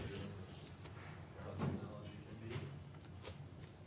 We kind of made the comment that whenever we try to do something, it never works in here, but you plug right in and no issues. Yeah. He's got the good words for that. See? There Look it at is, that. magic. Nice to it. Wow. Look at that. Alright. Now, can you guys see that, does it move at all? I don't know if it does or not. I Nope, don't think nope, that's so. pretty- It's I think she's stationary. pretty stable. Well, what we can do is. If you pull hard enough, it'll No, move. yeah. Let's not do that. Once we're done, we can send you guys a PDF of it so that you have it and That'd be great. go through and verify everything we said later on, so. Good. All right, so with that, good morning, ladies and gentlemen. Thank you so much for having us today. My name is Robin Size. I'm the head of business development and also co-founder for IBV Energy Partners. With us today is Sudipto Bhowmik. He's our head of a transmission team that will work together with SPP and Basin to make sure that we get interconnected efficiently as possible and do it correctly from an engineering standpoint. Eric Wadesky is with us today. He's the project manager. It's working local here with the landowners, and we'll be working through the permitting process with you today. We've got a presentation. I'm going to go through it fairly quick because we'll leave time for question and answer through there. I'm going to talk about us as a company and who we are and what we do, and then Eric will tell you a little bit about the project specifics. But the first things first, we're here today because we want to find a pathway to be able to permit a 150 megawatt AC solar project, solar PV photovoltaic project. The project itself is about 185 million of investment. That's all private from us. will be everything going into the project, and tax revenue over the life of the project, which is 35 years, will be over 13 million for property tax revenue for the county, compared to right now what the land use will make it, with a 5% escalator, it's about 343,000. Yes, sir. I don't want to keep writing down numbers as fast as I can here. Do I'm you- gonna send this to you. Thank you. Yes, sir. I just wanted to verify. Eric's gonna send it to you. All right. All right. Yes, sir. All right. So, IBV Energy Partners, again, I'm co-founder of the company, and myself and another gentleman named Timothy Kim, I'll show you a beautiful picture of him later, an ugly mugshot of me, started this company about 5 years ago. We were working at a company together. He was head of finance. I was head of business development. We decided to start a company so that we could have the culture we wanted and do things the right way on development. So we're fully self-sustaining. All of our development funding comes from within. We don't have to go do special fundraisers to do project development finance, and that way we do that all on our own. And so we are an American company based out of Miami, Florida, but we do have a German parent company, and I'll tell you about that in a few minutes, that's based out of Berlin, Germany. But we pretty much act and operate autonomously here in the U.S. When we need to make investment decisions, we have a 3-person board that we go to. We pitch what we need, and we haven't been told no yet on what we need. Next slide. So in that 5 years that we've been operating here in the U.S., I want to caveat that real quick. So what we have as a parent company is a engineering firm that's been around since 1991, that's started out developing and building manufacturing plants for solar panels. And in Europe, that was huge in the 80s and 90s. In the early 2000s, that industry pretty much picked up and moved to Asia. So that company had to basically adapt or die. So they became a development firm that developed projects all over the world. But they kept all their engineers. So in a firm that's over 500 people today, they have over 300 engineers within that firm, which is pretty remarkable. So we are self-contained in-house, everything we do here. But when we get ready to optimize things, we do ask them to look at things for us. But everything else we do here in the U.S. ourselves. So in the 5 years that we've been around, we put together a pretty impressive pipeline of what I like to call real megawatts of projects, not bragawatts, where we're close to 2,000 megawatts of power purchase agreements that are either signed or that are being negotiated right now.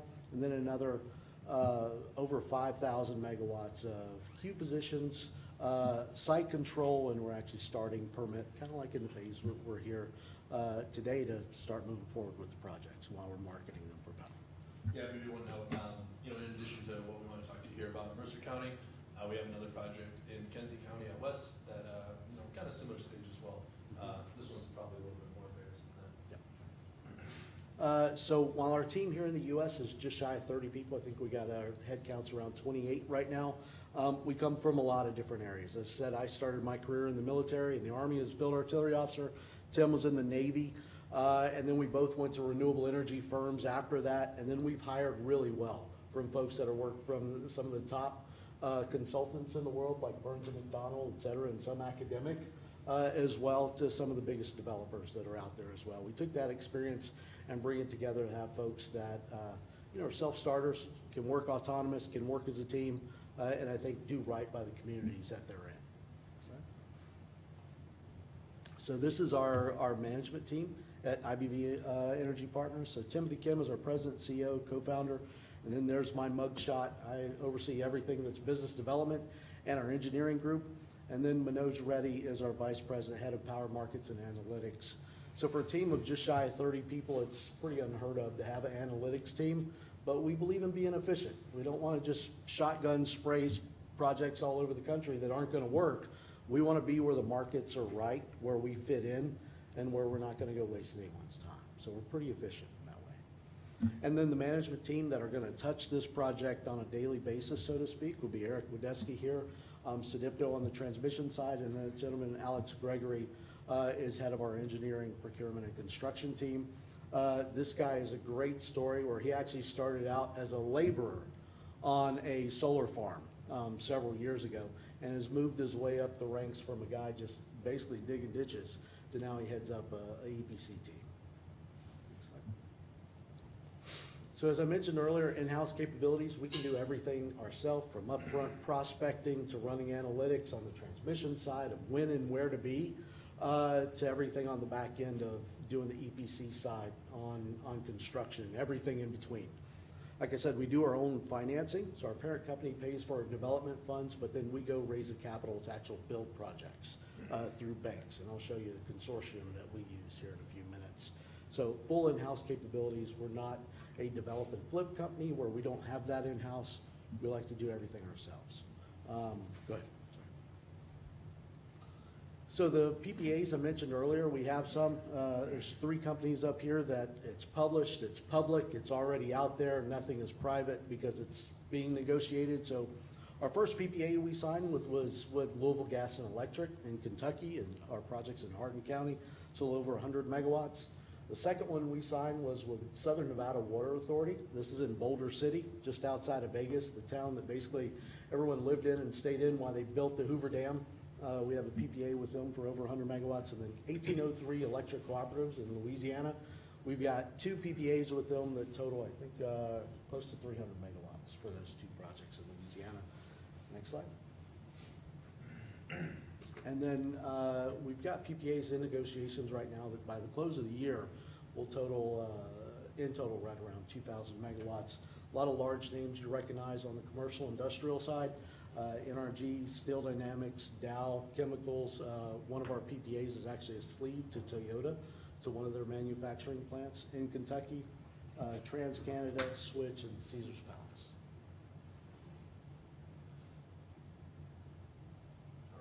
All right. Cool. Well, I'm going to talk a little bit about the project, what we want to propose here. Obviously, we're in quite an early stage, but we do have site control. And so, we want to have this conversation and see how we move forward on this. So, I think first maybe to just orient what we're talking about here today. We have about 1,800 acres under lease option. We'll probably end up needing about 800 to 900 of those acres, depending on a variety of things that through the process will be uncovered and specified from the Planning Commission, the County Commission, and other entities affecting the project. But, what you see here, the purple are the areas where we have site control right now. And then those various lines that you see running, primarily out of Leland Olds and the substation there are the transmission network that flow through this area. And so, I think, something we'd want to mention, why Mercer County, why were we here?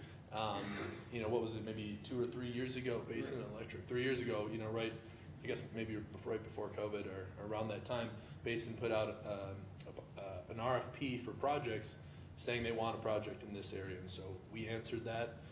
We got the site control, Robin did, back before I came on the company, and, that's why we want to locate a project here in Mercer County, because through their request, we found a good site, a site with transmission capacity where we could plug it in at a reasonable price, and, here we are today, wanting to take that. Just to caveat that, so we started talking with Basin on that. They liked our project, and then when COVID shut things down, obviously their load constricted a little bit, and so their interest at that time, like, we're gonna hold off a little bit and put out a new IRP to take a look at things. So we're still talking to them, but we actually have another commercial industrial company that we are about to sign a power purchase agreement with, but it's not done yet. As soon as that is, we'll be able to tell you who that is, but we're close to having it done. And on that, something I like to talk about when we talk about these solar projects, I really think there's 3 things that really make or break these projects. One's the power purchase agreement. As Robin said, that's in the final stages of negotiation. The second being the interconnection costs. Sadipto and his team have studied this area, and we know that there's capacity to plug this project in at a price that's within our financial model. And then, the third prong is really the permitting. And, that's why we're here today to see, we know you guys have been thinking about developing a solar ordinance. We know that, that's kind of on the top of the list, the to-do list. And so, we're here today to try and present this, give some ideas, and, certainly be available as you guys develop that to, give you feedback and provide ideas from what we've seen in other counties, both in North Dakota and across the U.S. And so, obviously all those need to come together. We're working on it, but this is the right time for us to come here and talk to you today. And also answer questions. Answer questions. As the gentleman that was here before me, there's misinformation, there's real information, but we'll be transparent with you and tell you the good, bad, and ugly of everything. Yes. Yep, and so, some project specifics, as Robin alluded to, 150 megawatt AC of photovoltaic. Those would be single axis tracker technology, which are basically racking tables that are aligned north to south, and they'll follow the sun throughout the day, east to west, which is essentially the most efficient technology on the market right now for solar. In the past, it would have been fixed tilt, south facing. That's just been supplanted in terms of efficiency, and so here we are now. A couple numbers that we like to throw out there. $2.2 million to do the engineering and the surveys that would underpin the project from a permitting and an environmental perspective. We know these projects will never get permitted by the county, by the state PSC, Army Corps of Engineers. All those are the big three entities that would oversee the permitting of this project. And so, we know there's certain studies, which we'll touch on in a little bit, that they want to see to sign off on these and make sure that there won't be any adverse effects to in which it's located and then the environment as well. And so $2.2 million to get there. About $17 million is what we're projecting to plug it into the, I'm not sure if you guys know, but Basin Electric has their Leland old substation. They're going to move that substation and build a new one here within the next year or two, and we're going to plug into that. And so, the cost to plug it in and the cost for the transmission line to get there, which will be about 5 miles from the property, is going to be about $17 million as we think right now. Of course, that's subject to change.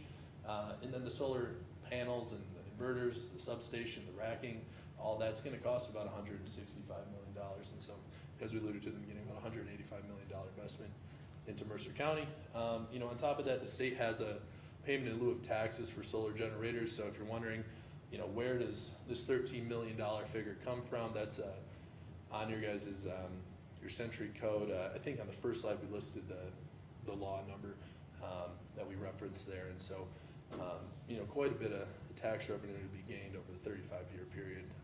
These projects have anywhere from a 30 to 40, maybe even longer year service life. And so that's where those numbers came from. Current site control, there's 2 landowners with about 1,800 acres. In addition to those folks, we will be working with some landowners to get a right-of-way transmission, or a right-of-way for a transmission line, very similar to what the other folks were talking about earlier. Same process. And about 50% of the transmission line we want to build will be on Basin Electric lands. And we actually have a meeting with them later today in Bismarck, so very positive about developments on that as well. We have the lease, or the acreage there, probably about 800 will be what we end up using. About 5 acres per megawatt AC is what we use. And so some key dates, I think, just of course, as things come together, as you guys write your ordinance, this can kind of shift a little bit, but what we're thinking right now is, we signed the land in 2019, we put it into the queue in 2019. Southwest Power Pool studies these projects, and they study them for a long time. It's 4 years approximately for them to take our application and give us that cost estimate that will inevitably lead to a generator interconnect agreement, which you see down there, which we hope to get in Q4 of 23, so next year. And so, in that meantime, what we want to do is we want to start the process to get a permit for this. And we anticipate that there will be a conditional use permit. That's typically how a lot of these projects are permitted across the United States. And St. Joseph County, Indiana, they allow it as a permitted use. So if you guys want to follow in those footsteps, certainly okay by us. But we know that that's not how a lot of counties view these projects, and that's all right. So probably in May of next year, we'll start doing field studies, which I'll specify which ones we're going to do here in a little bit. But those will all go into the engineering that'll underpin the application that we would make for a conditional use permit. And so, from there, the one other thing I would mention on this slide is once there's a conditional use permit, if granted, we would then go to the North Dakota Public Service Commission, who have their own very stringent and long permitting process to site these solar farms. And so it's kind of a 2-step process there to get a permit for this project before we could ever think about construction. So here is the preliminary site plan that we put together.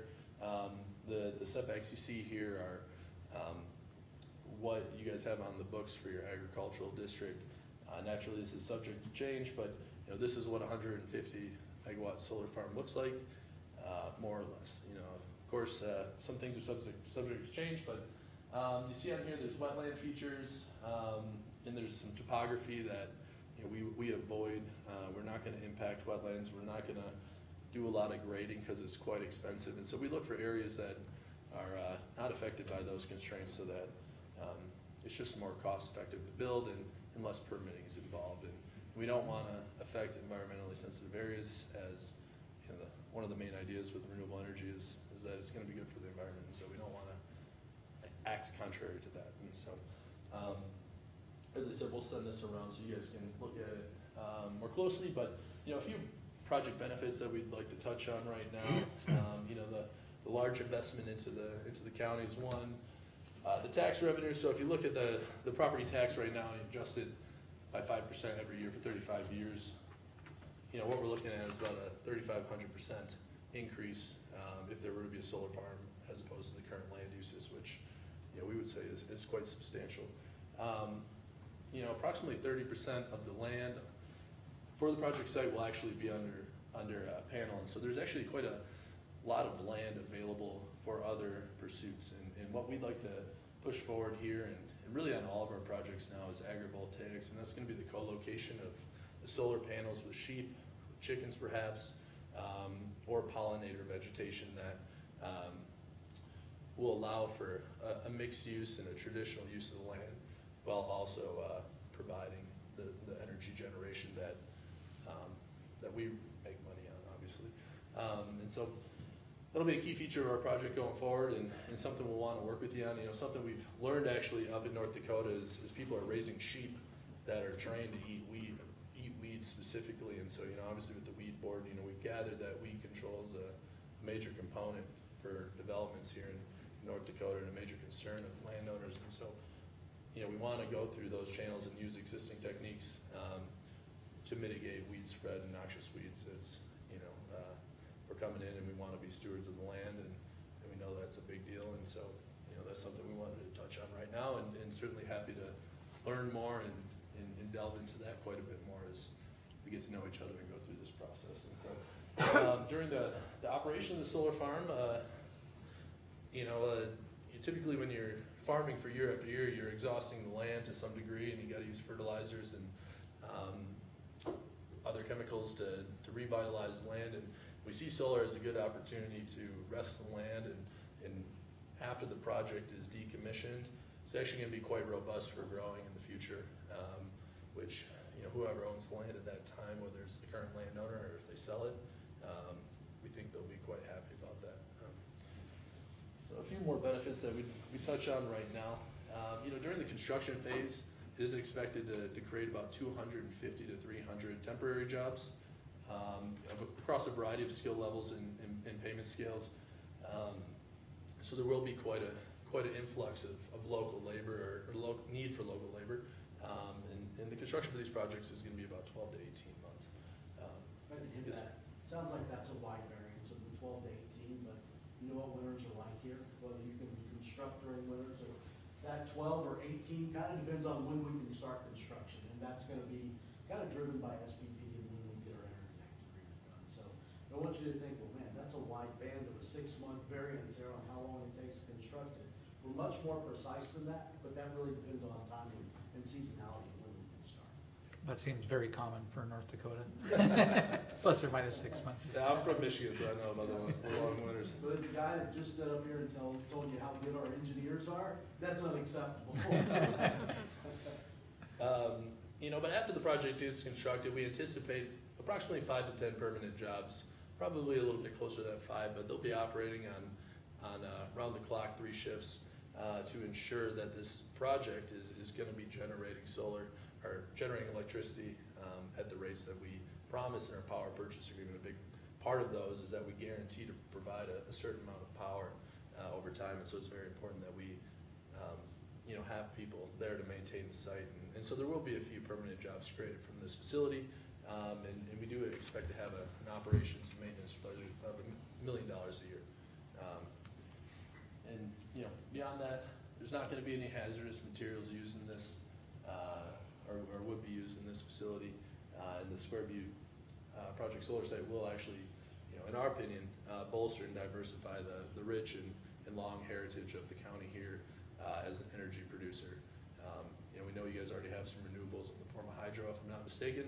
You know, you guys have the coal generation and, you know, what you already have, if I'm not mistaken, is maybe about 2 gigawatts of energy production, if not a little bit more perhaps. And so, you know, we're looking to add to that, you know, maybe a 20th of what you already have, but certainly here to add to that and not replace anything, so. A few considerations, you know, we know as we go into communities that don't have any solar or kind of just starting to think about it, there's certain things that, you know, a lot of people want or think about or need to see in these projects. And so just to touch on a few, you know, we're gonna set the project back from residencies, you know, typically we go anywhere from 150 to 200 feet, maybe more, maybe less, depending on the community we're in. Setbacks from roads, you know, what we want to do is have a reasonable setbacks, you know, but obviously we're kind of at the early stages, so I think that's a pretty typical conversation we're going to have through the permitting process to identify, you know, what's a reasonable setback and you know, what's going to, you know, limit the visual impact on people who live in the area. You know, fortunately, this is a fairly low residential area where we're proposed, but still we know that that's going to be a conversation that we want to work with the county on to find a solution that's good for, you know, everybody in the area. We also want to work with the local soil and water conservation district and weed board to figure out how best to maintain the weeds and ground cover. And so, you know, we'll plant vegetation that's weed resistant. We'll have animals on the property that potentially could eat the weeds. And then, you know, we'll have landscaping as well. There are landscapers there to maintain the grounds as part of that operations and maintenance. But So right now in the agrivoltaics, as that industry is taking off, there's actually some different sequences that work well for a pollinator and for sheep. It's patented, called buzzing buds. Now, there are some variances in state to state, but it's one of the things that we'll run through with the local authorities to make sure that, you know, what we're planning out there for ground cover is something that, you know, fits in. You know, after that, you know, we'd certainly say, we know decommissioning of these projects is, you know, if not the major item, you know, one of the major items. And so, you know, we want to touch on that right now and say, you know, in our contracts, the landowners, there's decommissioning requirements that we have to meet. We know through the PSC, through their siting process, they're going to hammer on decommissioning, and we've, you know, certainly expect here as well to have that conversation. And so, you know, we want to put plans in place that will sufficiently remove the projects and restore the sites at the end. And so, you know, we're ready to have that conversation, and you know, in other states, this is what we do, and we fully expect to do that here as well. So, we talked about it earlier, you know, the project also has a power purchase agreement in the final stages of negotiation, so we're not coming to you with a pie-in-the-sky project here. We have someone who wants to buy power from a solar farm located in your community.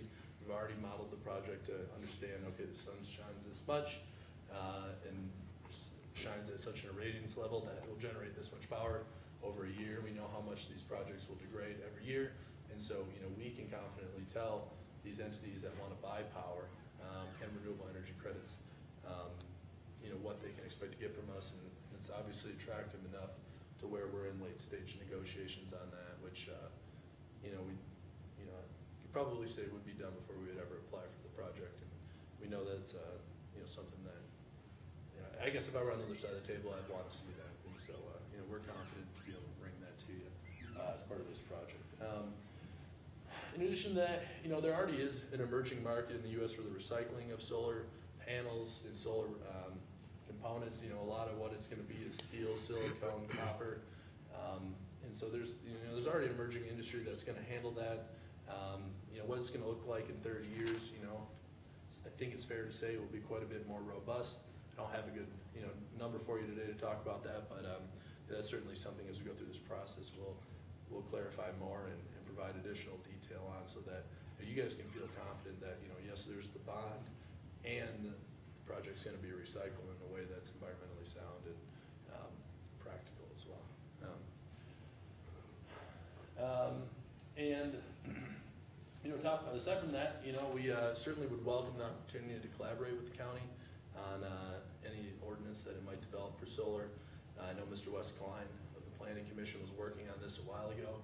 Had spoken with him multiple times. It sounds like perhaps he's not on that committee anymore, but you know, whoever does take it over, whether it's you or anyone else, very happy to provide an industry insight on that and help develop that in a way that makes sense for all parties. So, I know we're kind of running up on time, so, maybe we'll send this to you guys, these next few slides that are gonna touch on some of the studies we're gonna do to make sure it's environmentally sound, engineering-wise it's sound, but we do go through quite a bit to check all the boxes for the various permits that these projects require and make sure that this is gonna be a good project from a design perspective. So maybe we'll skip through some of the permits that we want, and maybe move, I know we're kind of a couple minutes here, but we'd like to field a few questions if you guys have any. Like you said, a couple comments to that. Basically, go through financing to build these projects, to get your construction loans. There's your set amount of permits that you gotta have and check the boxes. And the banks know them better than we do. So we're gonna do all those. On top of that, we're also gonna do a health and safety study to go along with the project. We're also gonna do a property value study as well. So that's part of it as well. So we like to go above and beyond that because we wanna answer your questions and concerns as we do this more and more, and the industry is out there. We start to get these questions and concerns where maybe the financing checklist of permits doesn't answer those. We do want to do that, so we're willing to go above and beyond for this, and we'll do that here. So, that, we'd love to take some questions. So do you have to convert to the AC, or do the solar panels naturally do AC currently? They produce at DC, and so we'll have inverters in the Okay. project that are converting to AC. And it's hard to see from here, but are your sites south of 200, Highway 200? If you go back a little bit. That was- Yes, so, you're looking at the sections there, 21, 22, 23, 26. The 23, this northern piece, is quite hilly here, and you can't see it, but if we provided a closer up, we have a program that can study the land and topography and the wetlands, and kind of cancel those from consideration. And a lot of this piece here, this entire section is probably not suitable, which is why on the next slide, we showed with the panels, there's not much up there. It's just not feasible for us to grade a mountain or a butte, so. Yeah, and the only reason I kind of ask is because this is kind of in one of our areas where we have the sand mining. Because we have some south of 200 and a fair amount north of 200. Do you envision any issues with a frac sand mine in close proximity? Like, It shouldn't be any issues. On the cleaning of the panels from dust and things like that, that's on us to do, and we're gonna do that throughout. And so we'll study that. Yeah, I would say like in addition to that, it seems like a lot of our projects from Louisiana all the way up here to North Dakota are coexisting with oil and gas exploration and oil exploration. So it's very common, and they're many thousand feet below the surface. We're within probably the first 20 feet below the surface at max, and so we certainly foresee an opportunity to cohabitate. and you kind of touched on it. We are a coal county. Yep. One of the things that a lot of residents would want us to protect is coal recoverable areas. The reason I bring up the sand mining is, depending on how those go, those might be nice, flat, logical sites for alternative uses down the road. That's, we take care of our natural resource and then we utilize it for another entity. Try to get everybody to work together, but I also appreciate that you're looking not into only power purchase agreement, but your interconnection. What we've had in other power development is that they neglect the interconnection portion of it, and that here we sit down and approve permit, and then we get to that expiration date, and they're like, well, we haven't got the interconnection. We'd rather see, you got your ducks in a row before we approve things, because we don't wanna see a whole bunch of, permitted land that nothing's happening in that. The industry is turned upside down in the last 5 years. 5 years ago, it was difficult getting that power purchase agreement, and then the permitting was somewhat easier, and the interconnection isn't nearly as congested as it is now. Where now, it's fairly simple to get the PPA, there's a lot of demand for it, but getting through, and that's the most important man in our company right now, on that interconnection side, that's the most difficult part right now, because of the amount of congestion, the amount of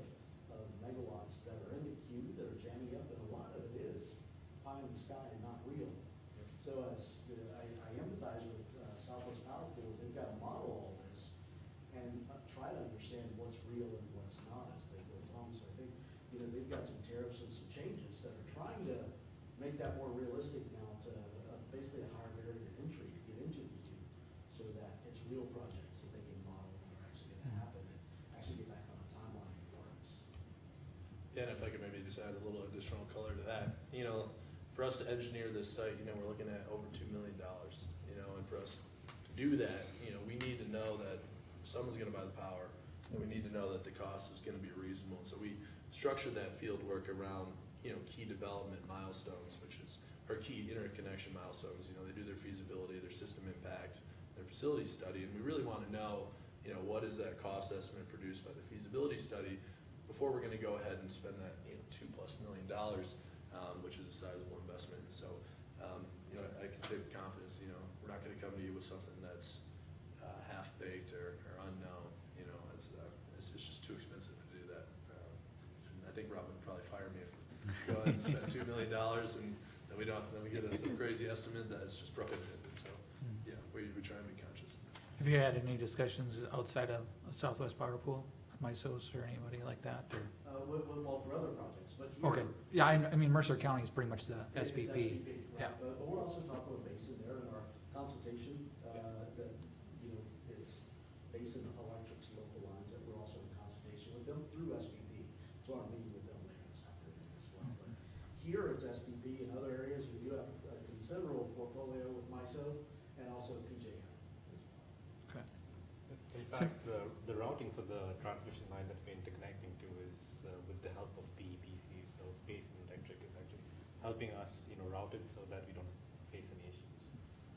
So we're constantly in touch with the engineers, the interconnection people.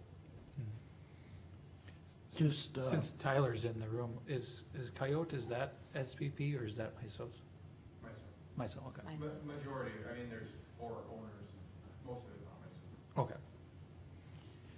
Does- Mike, did you have a question? Yeah, do you have to have standby battery systems? Right where that is at. No? No battery at all then?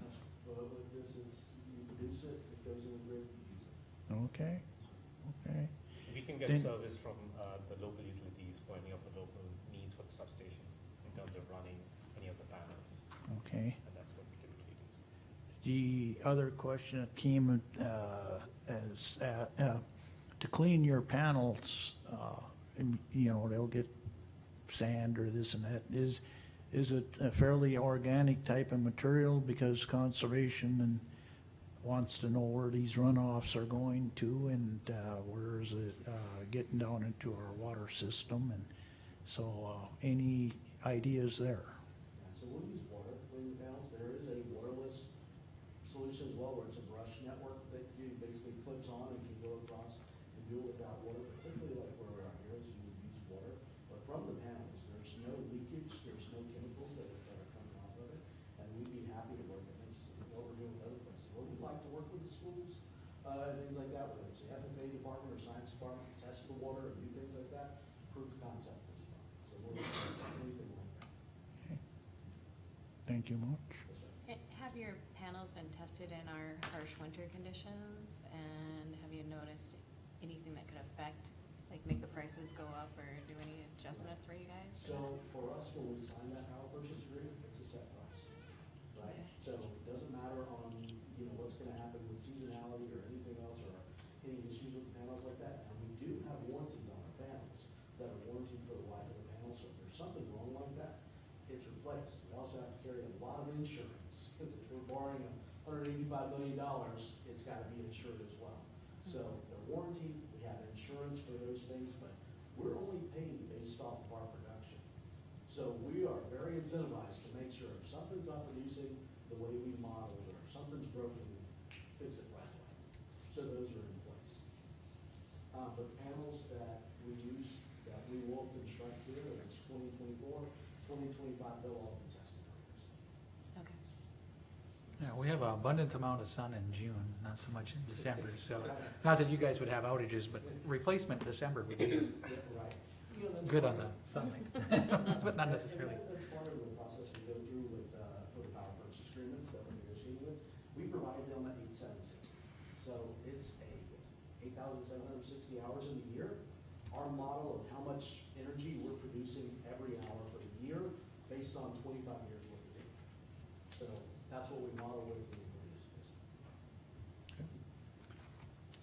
Any other questions? Nope, I just want, I'm on the planning and zoning committee for this, along with another individual. And when you send me my information, send me 2 copies, please. Yes, sir. Do you want a PDF, or would you like me to send you hard copies? I want hard copies, please. All right. You can, I also want a PDF, I'll send it up. but because you're gonna do it in really nice color, send me hard copies also. Yes, sir. Color. Definitely. Modern technology, right? No old school. All right, well, happy to come speak before the planning commission, as needed, and provide you guys with any information that you have stemming from this and what we share with you here today, and looking forward to being part of that process. Yeah, and as they develop that, I mean, please be involved with it. I mean, when we did the wind ordinance, crucial. we had some feedback, from wind industries, and that was immensely helpful. We wanted to make sure that we're taking care of, residents, property owners, everything in between. We're not experts at writing ordinances, but we're definitely open to input. Okay? Well, thank you, gentlemen. Thank you. Thank you, we Thank you. appreciate it.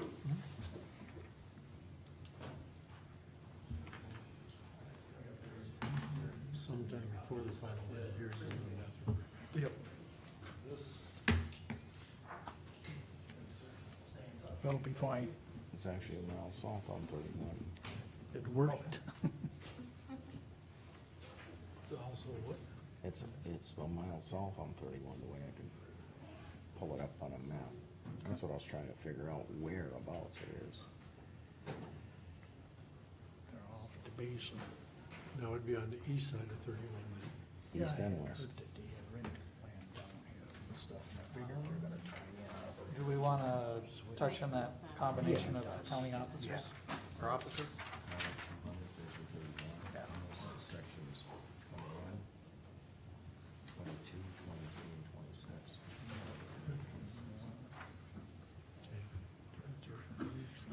Are we done with portfolios? Yep, done with portfolios. Yes. Combination of county offices, and then we'll take a break before the, Okay. budget hearing. Fellow board members, I received this last meeting that we had regarding the requirements for combining offices. The reason I just say combining, it covers separation and redesignation. We're not doing that, we're just combining. And I believe it applies towards the 2 departments that where we combined offices. And you guys tell me yes or no, but the way I read it, it says, there are some things that we have to do, such as notifying the public. If you look at number 3, we have to do a few things here. So I just wanted to bring this to everybody's attention, because there are some time constraints. Has to be done within 30 days of when we made the action. I can't even recall what date that was. I think we can have our state's attorney give us an opinion, I agree with that. but I requested this information, and, but my question and concern was about, my exact question was, if we wanted to take how do you take a elected position, and what is the process involved into making it an appointed position by the commission? And I was sent this. I don't know if this pertains to like, in the case where we combined 2 positions into one, but those were our appointed positions to begin with. I think this is in reference to either taking, well, I'll pick on the sheriff, because the sheriff's in here now, or a representative of the sheriff's department. say if we wanted to have the sheriff an appointed position rather than a, elected position, I think this is the process you would go through to do that. That was what I was inquiring, and not the sheriff's position. I just use you as an example because it is an elected position. Or if you have a position that is appointed by the commission and you want to make it an elected position. I think this is what this references, but we can get an opinion from our state's attorney.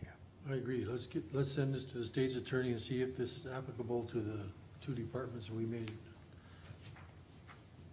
a combination on. Okay, so information at this point, and then if we Yes. have to do any follow-up, we'll do it under the direction of the state's attorney? Is that what I'm understanding? Or, yes, Yep. get an opinion. Yeah.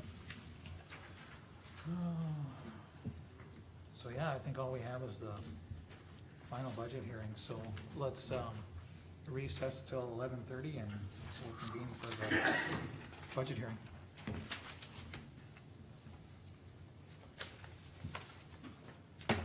What was that? Turn your filter on. Sometimes that's hard. I wanted to make a comment, but I guess I'll hold that.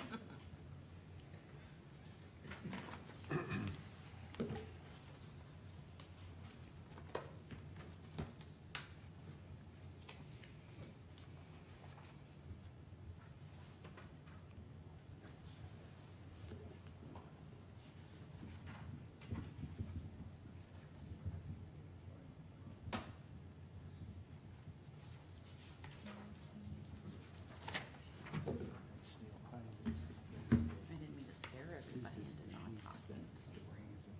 I don't know, just turn the recorder on and kind of muffles It things. is, isn't it? Yes, you have all your. But you did. You know, here's your special revenue funding, here's your special revenue or expenditure.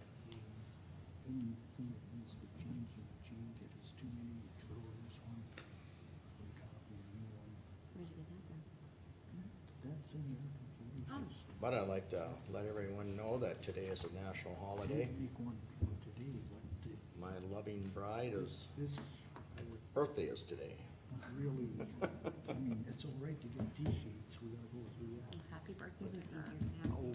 Yeah, she's put up with me all these years. That takes a lot. Just easily. Matt, I've still got a couple of minutes. I'm gonna go and run some copies of this. I think it'd be easier to just go ahead. Is that all right with you? He muffled you out. What was that? Like I said, this is fine. But as you get This makes going, more sense, though. as you get going. This here, Yeah. just a minute. Once again, No, but it's hard to refrain, isn't it? the general number must be I this. guess I can make my comment. You have the right to remain silent, you just don't have the ability. Don't have the ability. I must have got that at that particular day, so. Yeah, I had to. You go ahead, yeah, Court thank you. early that day.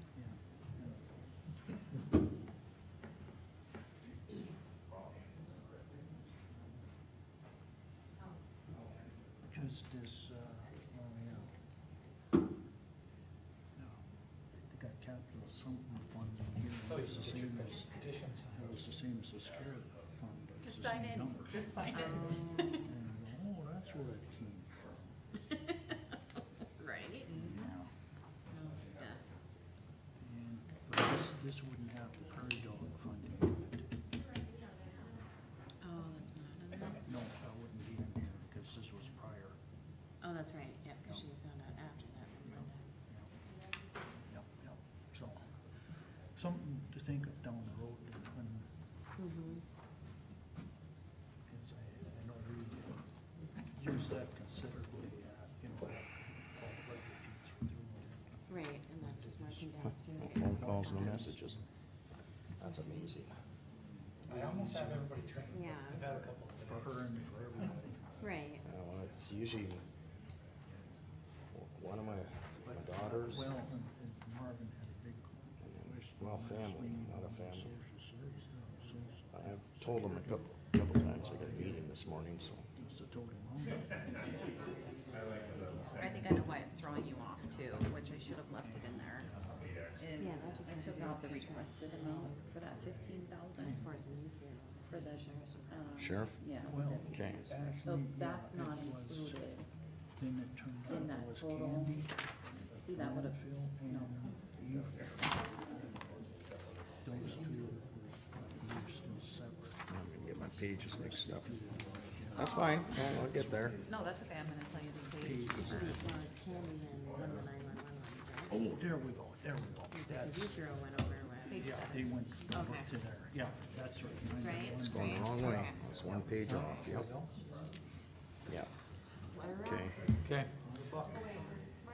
He'll be back Yeah, he's shortly. just making some copies. Okay. I'll call the county commission meeting back to order. I need a motion to recess the regular meeting and open the public hearing for our final budget hearing.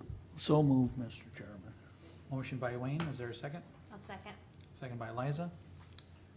Any discussion? Seeing none, Wayne, I'll vote aye. Liza, Aye. Jean? Aye. We're just voting to close the meeting and open the hearing. Marv says aye, I'll vote aye, that motion passes. We're now open for the final, budget hearing. Before I open it up to the floor, what was our preliminary budget, mills, total mills? Do you have that with you, or? Our preliminary budget total now. Yep.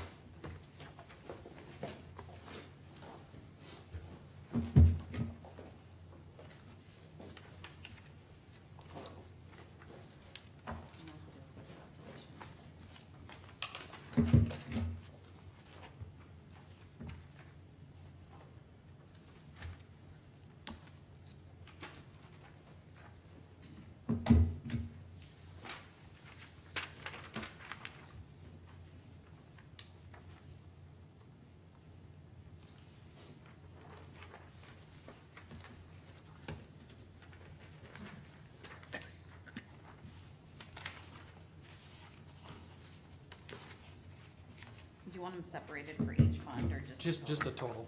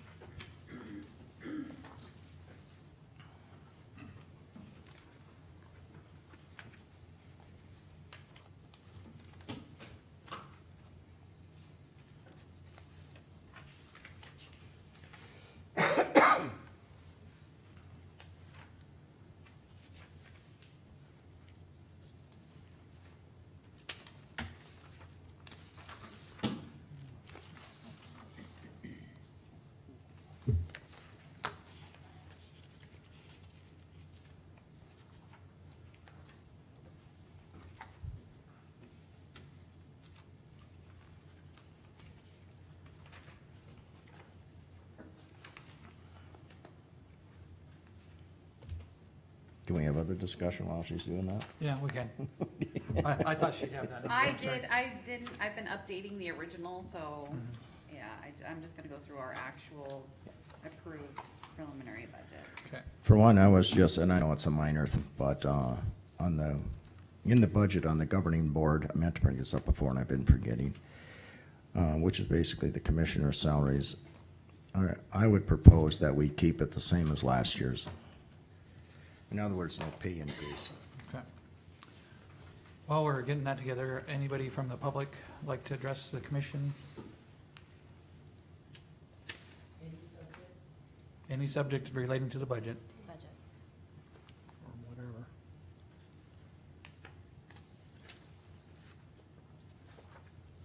Okay. You got your numbers together? I do. Okay. Yep, the total mills that was approved on the preliminary budget was 128.02. Okay. That was the, Includes the general fund and Ge- the other funds, or? That's everything, yeah. right? That.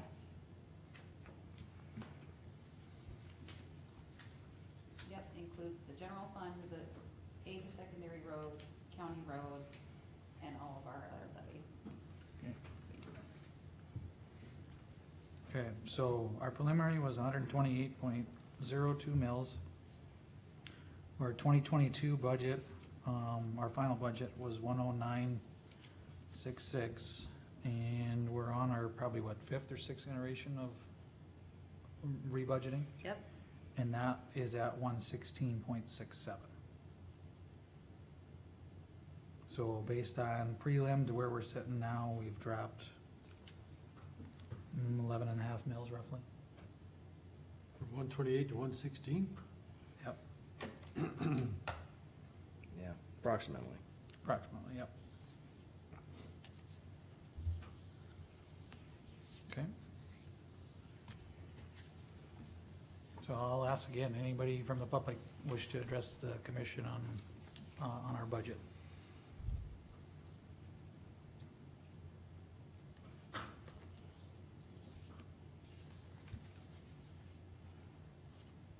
Because if we have no comment, then do we close the hearing? I mean, we still talk about the budget, but I Right, mean, that's, yeah. Mm, or do we leave it open? We just don't do any action items during the hearing, if I'm We can't remembering. make But the- a decision. Until, Mr. Chairman, Yep, go ahead. we possibly may want to leave it open for discussion because we're going to, I'm gonna recommend we look at a couple things and they might prompt some discussion from the public. Okay. Or else we'd have to reopen it again. right. I agree Sure. with you. Yep, I just, okay, Marv, if you got, comments, suggestions, or proposed changes? One, I want to back Gene Wolf up on his suggestion, and I highly recommend that the commissioners do not receive 75% or 75-cent raise. In fact, I would go one farther, that we actually take a cut in pay of 3%. That's just a thought, okay? So you guys can decide on that. What I want to suggest is, let's go to the general fund, please, and that's on page 3.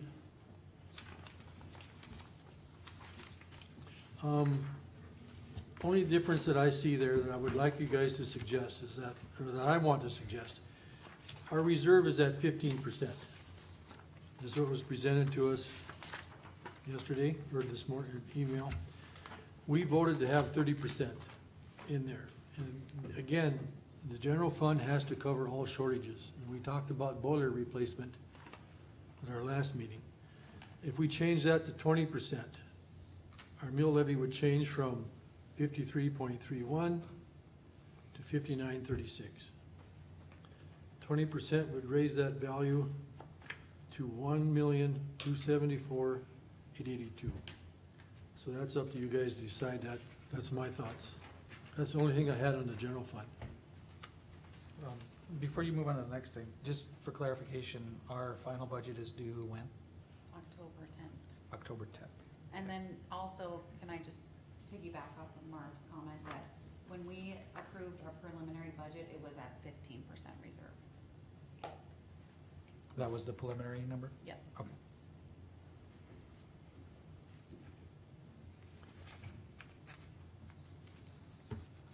Okay, Marv, did you have other stuff?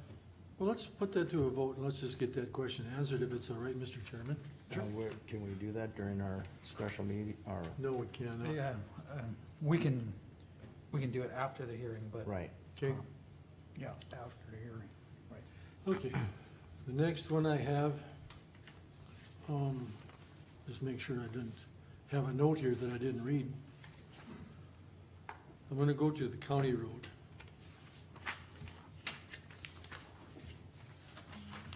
And if anybody has comments while we're going through this, it's open, hearing, so questions, comments are fine. I'm gonna go to, I believe, to aid to secondary road, no? I hope I bring the notes with me. Yes, on page 54, township roads. Let's look at the budget numbers on page 54. Maybe Samantha already corrected it, I better double check here.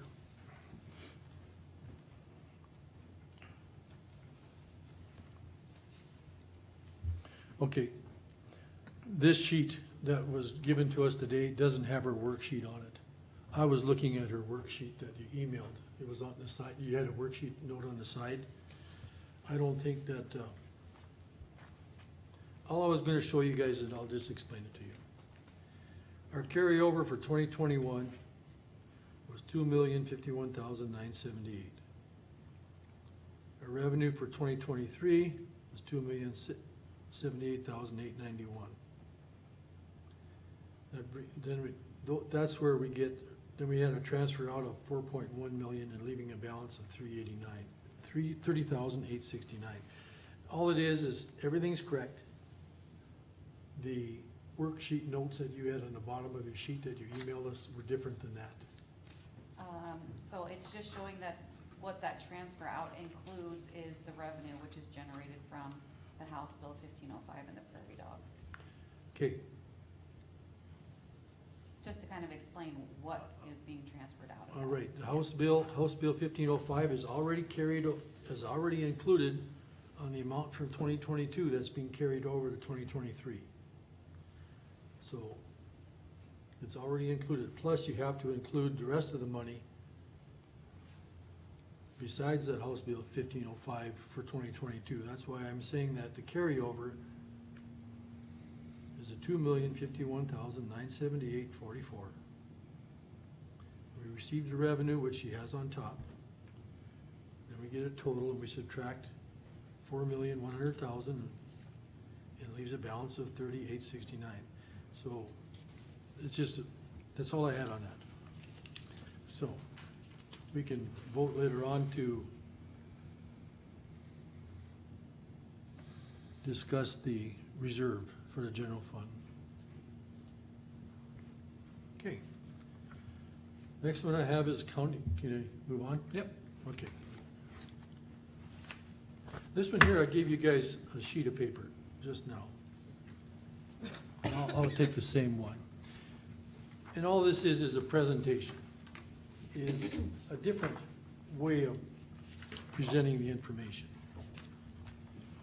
If you look on page 10, I itemized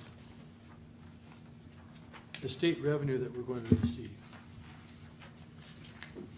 The way I see this, the budget did not include all the revenue sources that were available that we could apply towards these projects. So I included them there. The 2023 DOT remaining, that gets crossed out. Okay? The COVID fund stays the same, but we need to add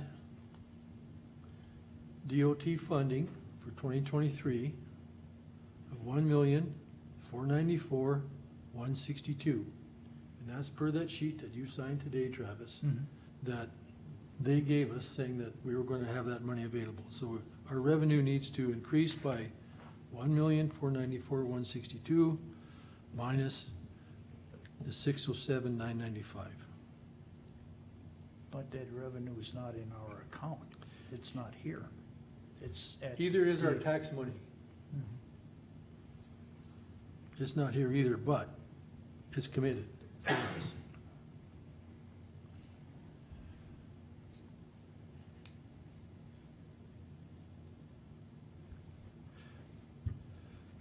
Anyhow, that's just how I presented it. If you guys don't want it on there, all we have to do is say, don't show it there. By adding that revenue, on my worksheet, I showed you what projects we propose to do for 2023. On the engineering projects, where it says 275,027 overlay, I want you guys to write a number above that. And this is just an idea. We'll punch it in and see if it works. Being we're having more revenue, and we're gonna be shorter of funds in 2024 than we are this year, we know that. I would like to propose that we add 175,000, that's for the project of Highway 200 to Avila Beacon. beacon. It goes, it's a strange deal. We actually go all the way down to the Beulah Beacon, the county road does. County Road 19. Yep. Yes. Oh, Or no, it's 21. 19 is. 19 is the one further east. I don't Yeah. know Yeah. where It's 21. It's Yeah. 21? County 21 south is Yeah. from Beacon till Highway 200. I never know what road Okay. it is. Yeah, and then it turns Beulah to Beacon. Second Avenue. The when it's in newspaper. town. yeah, Yeah. okay. Okay, so that's one of our projects for 2024 that we might be able to pick up in 23. You guys remember in 2024, we've got that bridge that could cost, our guess right now is $3 million. So we gotta tackle as many of the projects for 2024 as we can if we have the funds. So the engineering cost would be $175,000. The contractor costs would be $1,050,000, 1,050,000. So I'm proposing that we put those numbers in and calculate where we would be at in mills. I started to do it with my hand calculator. That's as far as I got today, since we just received that information this morning. That's the only two things that I have. I would like us to look at those two possibilities.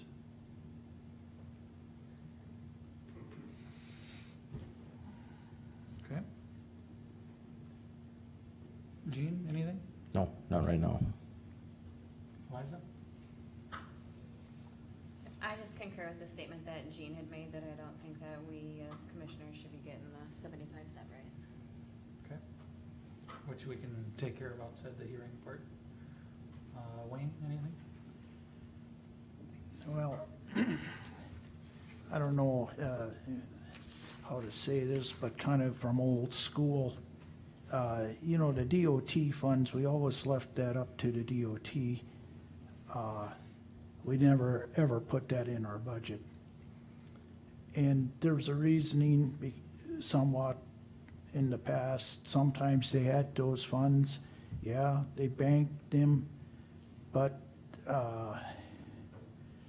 they're kind of earmarked for specific type of projects also. And, I mean, if you don't have a little past history, you look at this and you go, well, gee, we got $1,400,000 to do what we want in here. Well, that's not quite exactly right. Because they got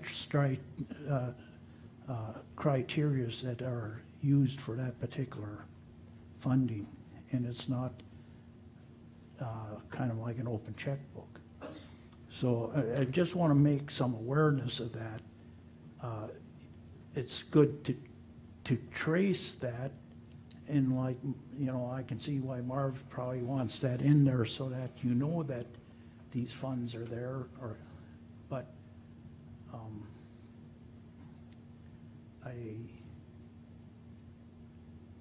I don't want it to be kind of construed that, oh, well, we can use these funds for basically anything. No, they're earmarked for certain criteria from the DOT. So that's all I want to, you know, that there's this awareness that. So when we had used those in the past, if we used that federal aid Right, and we did a project, it wasn't that revenue wasn't necessarily in our budget. no. But was the proposed expense in there too? Well, and see some, maybe to muddy this, I don't know, sometimes still engineering can be in there, sometimes engineering can't be in that. Right. Yeah. So, and what was the other question? So, in the past, was there projects in that current budget that we had planned for, that then we went to get to the federal aid? We applied then for that federal aid to see if we were qualified or not. So the expense was in there, but the revenue wasn't, because Right. the revenue wasn't secured, Right. okay? there's a couple ways to look at this. I mean, and I'm not saying anyone is right or wrong. Right. You know, if we have a list, which we do, of the next 3 to 5 years of road projects, if we identify one that we wanna pull forward, and it's after final budget, but we either have funds to do it, or we get federal aid, there's always the budget amendment process.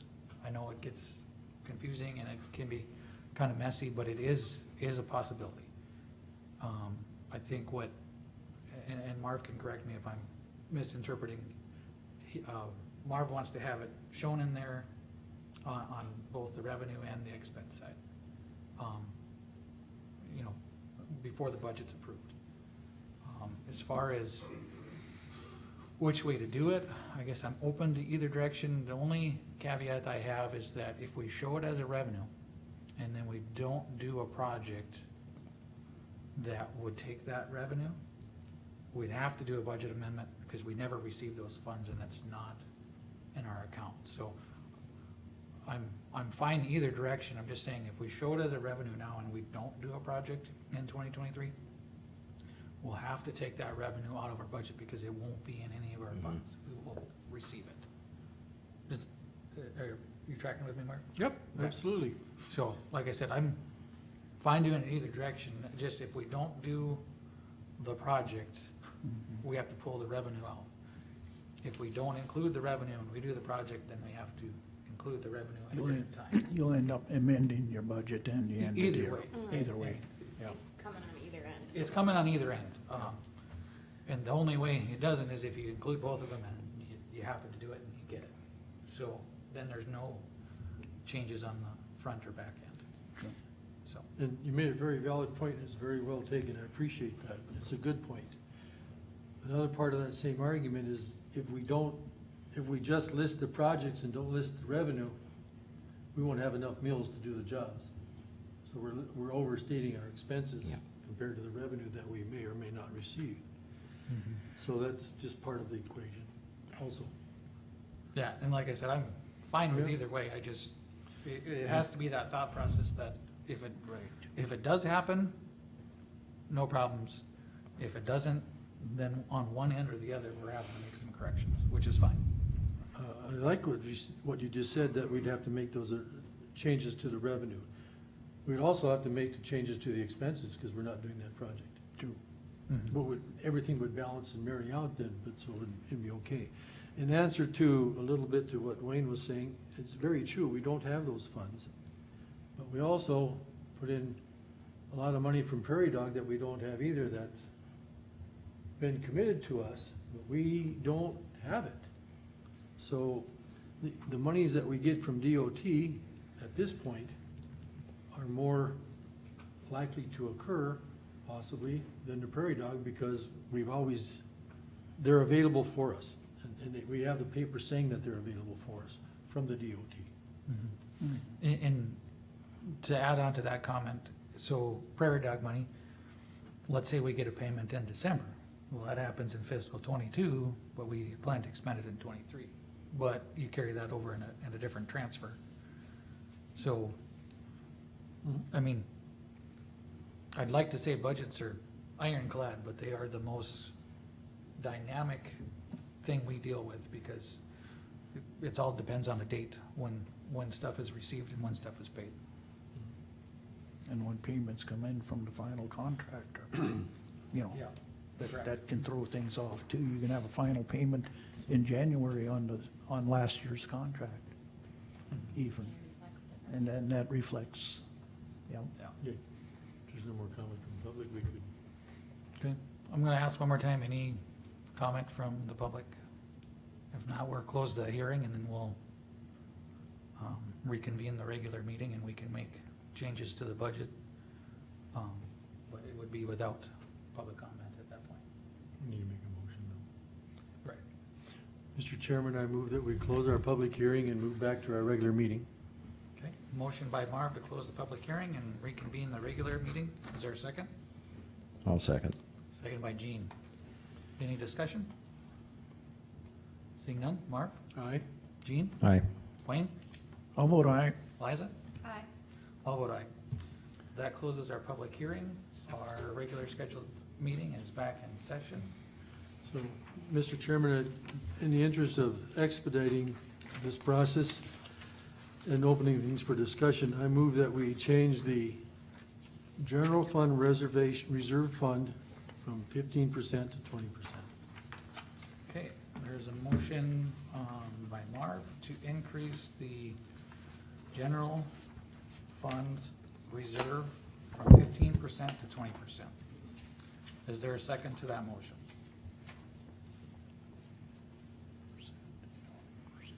Is there a second to that motion? I'll ask one more time, is there a second to that motion? Seeing no second, that motion fails. I'd like to make a motion on our governing board that, before I make the motion, Samantha, can we just use the same amount that was estimated for last year for this year? Yeah, I think there was a couple adjustments that we upped on line items, for training, just because we were gonna have quite a few new commissioners possibly. So I don't know if you guys wanna tweak that, in addition and just change the wages, or just use 2022's estimate, or whatever. My objective is to freeze the wage.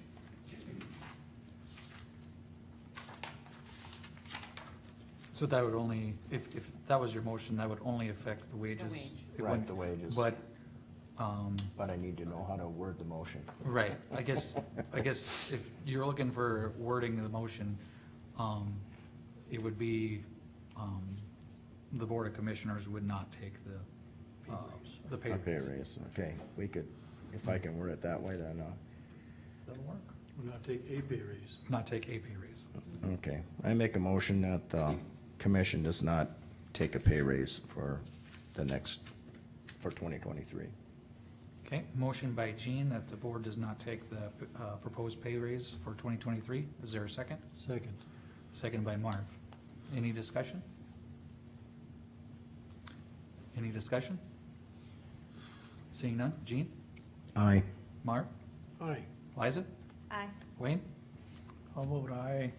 I'll vote aye. That motion passes. So that effectively freezes the wage for 2023 for the Board of Commissioners.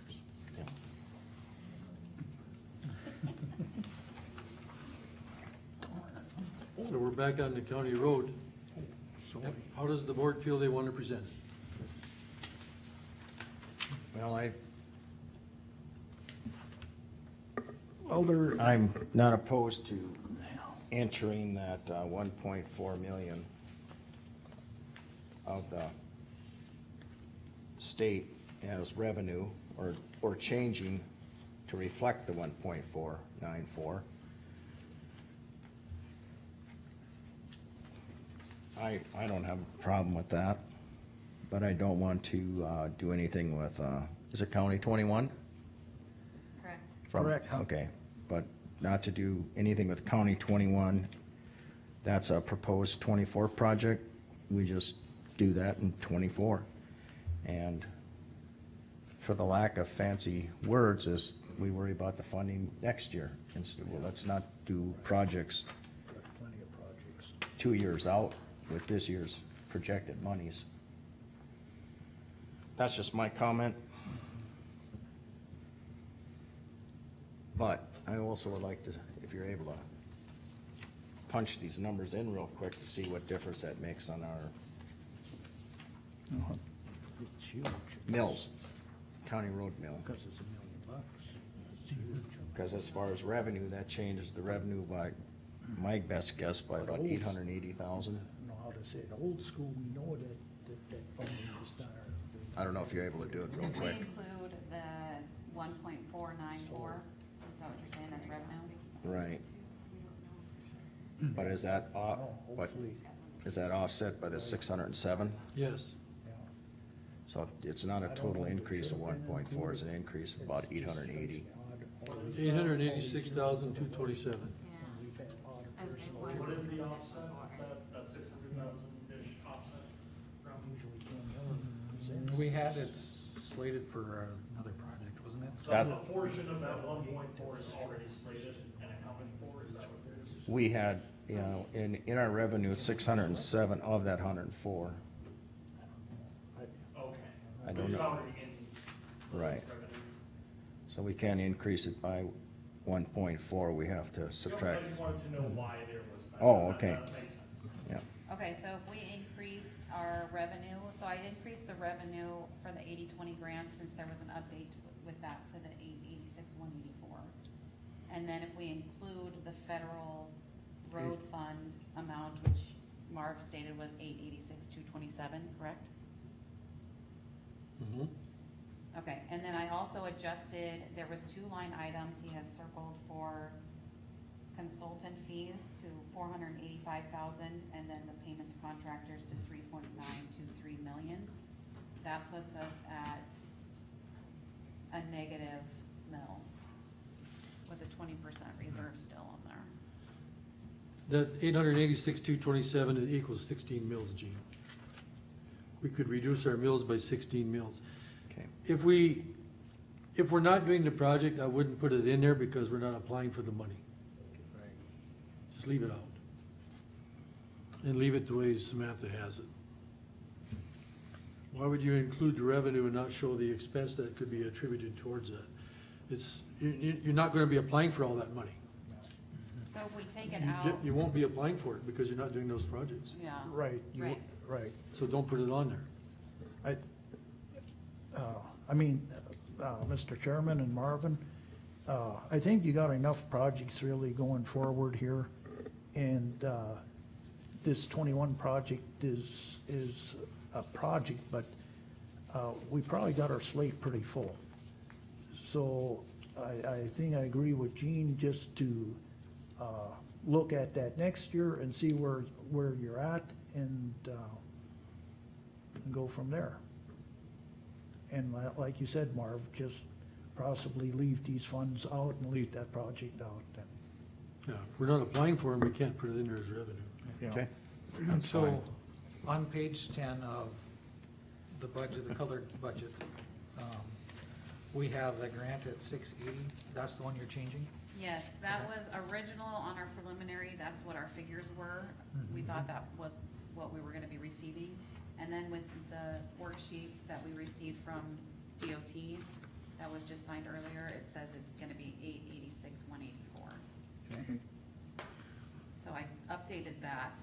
Okay. And then- I think we need to make a decision on now what the consult fees and the payments to contractors, cause I think those are the 2 line items that I think we keep going back and forth with, and they keep fluctuating, and they have been every time we adjust the budget, so. I agree with you, I think we need to set those, Yeah. because that, and they are what they are then. Right. Right. So, the 460 that we had in there, what projects does that cover?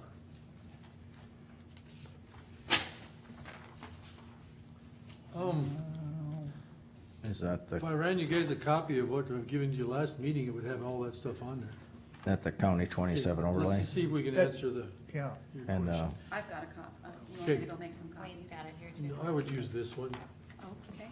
This one here shows the projects and it shows, it breaks it down. I can walk through it really fast, but I'll go make some. 5 copies, we're just doing this part here, 2023. well, is it this, the county overlay, the Crossroads Bridge, the patch and stripe, and the, Yes, it should be. okay. I can show you the one from the engineer.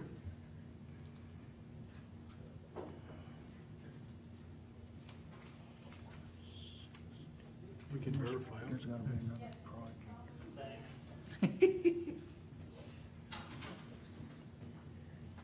It should be those So numbers, easy. Gene.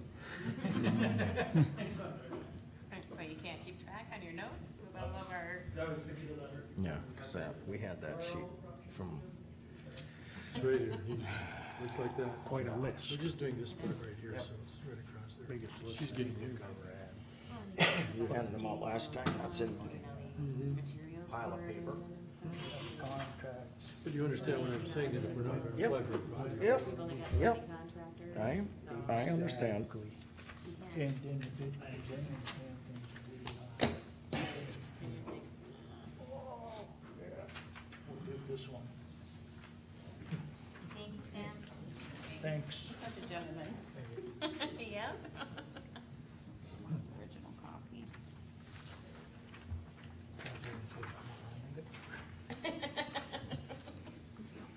Okay, let's just look at the 27 overlay and look at the sheet, the budget sheet.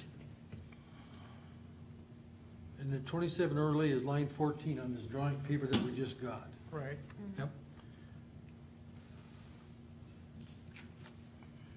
The cost, engineering cost is 2,850,800. That's what's on the line 14, and that's what's on the budget sheet. Okay? Underneath contractor costs. Engineering is 275,000 when you add those two numbers together. You go on top, they're both up there listed beneath on the budget sheet. And your gray one over there. Yep. Okay. Okay? All right, the next one is Crossroads Bridge. The cost is $850,800, and that's what I have listed underneath the contractor costs. And the engineering is $250,000, 150. Is it 150 or 250? $250. Should be 250. Actually, oh, no, it is $250, but $100,000 has already been paid. If you look over to the right, it's already paid, and Charlie told me that, so it's actually $150, and that's what I have on the, Okay, gotcha. that's what I have on the contract, or on the budget. The next one is patching and striping. That's $100,800. Engineering is $25,000. I have both of those on there.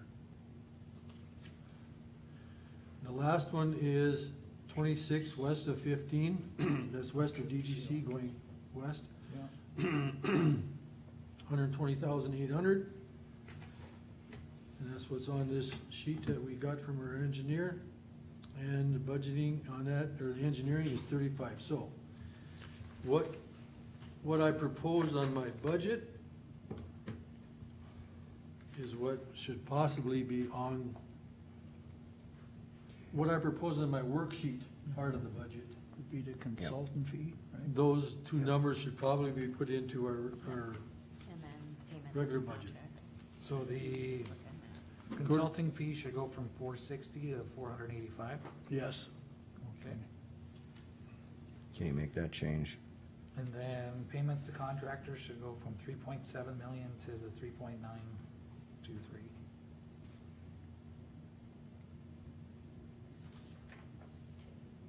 Yeah, 200. Is there any, I think everything else stays the same though, right?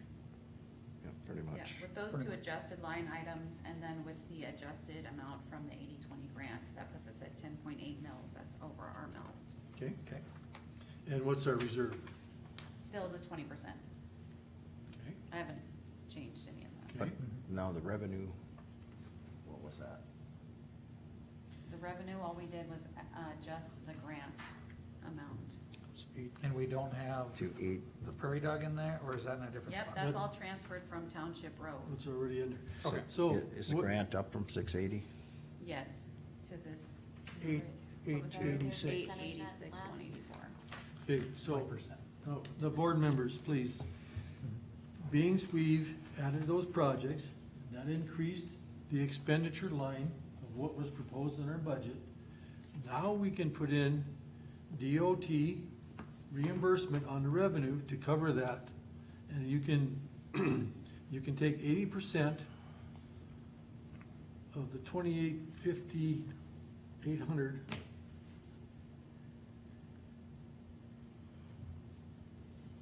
What I'm trying to say is, what number do you wanna put on for reimbursement? We have the expenses listed. We have $1.5 million available that we haven't listed under revenue. punch in $1 million there, bunch. For the federal DOT reimbursement? Yes. Is that what we're calling it? Yeah, just punch in, well, I'm gonna take 80% Does of qualify this, for that? I'm gonna take 80% of a different number. And Would that, they all qualify, or is there only certain ones that they would qualify on the federal aid? Cause you know, we waited before we even put that in for Charlie to be okay on the other one when we did that. Where's my other sheet 20, at? right? So none of this qualifies for the 1.4 million? I don't know That's if it the does or question. not, that's what I'm asking. Cause I don't Yes. wanna put it in to say it would and then find out it won't. I don't know if I brought that piece of paper with me. 27 overlay, we had a commitment that from, let's just see, where can I, it's on the sheet I gave you last time. The answer is yes, it does qualify. The 27 overlay qualifies. If you recall, I was gonna use the amount that was left over of all of 2023's and part of 2024's. So the answer is yes, it qualifies. So if you look at line 14 on that news sheet you handed out, if you go to the federal aid spot, it shows the 607,985. Did you already put that in there? No, that would have to be shown in our revenue. I got if that right We're earmarking that for federal aid. So you'd have to add the 607 to revenue and state it as DOT federal funding? No, Is that what you're that's, saying? no, the 607, 985 was the number that we originally were told we were going to get for that project, on that 80%. It's different. I don't have my other county record Well, we have paper with me. the for- 80/20 for the Crossroad Bridge. Bridge, and that number matches the 886,184 that we put in, titled grant correct. on the Right. colored sheet. So the county overlay 27 from Hazen to 1806, we have the listed expense at the 2.8 million. We have the consulting fees, but according to your worksheet, we have the federal aid of the 607,985, and that's in your write-up of your worksheet, it's just not in the budget that Samantha handed out. Let me ask you another question, Travis, to look at this. If we're getting federal aid Yep. of $1.4 million, they told us today that we're gonna get that, we haven't applied for it yet. If we subtract out the 886,184, that balance should be available down on the 27 overlay. But that sheet was not taking out of the allocated to the state, it was, I thought we discussed that it was, not reflected into that $1.4 million of federal aid. Cause we took that out, didn't we? Well, I thought when we talked about it, we said that it wasn't part of that $1.5 million. The 886 is not part of, you're correct. You are correct. So we still have the 1,494, 162 that can be applied towards the 27 overlay, but you're not gonna get all of that. You're only gonna get 80%. Let's just say 28,550,000 times 0.8.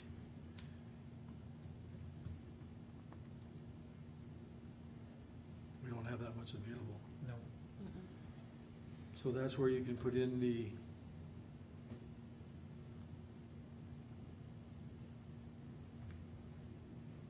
where's that darn sheet from the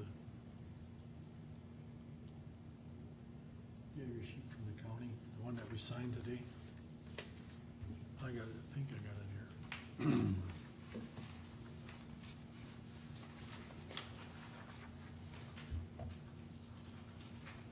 It says we have that much available. Right, and when we talked, this This was isn't not part of taken that. out, right? So if we do,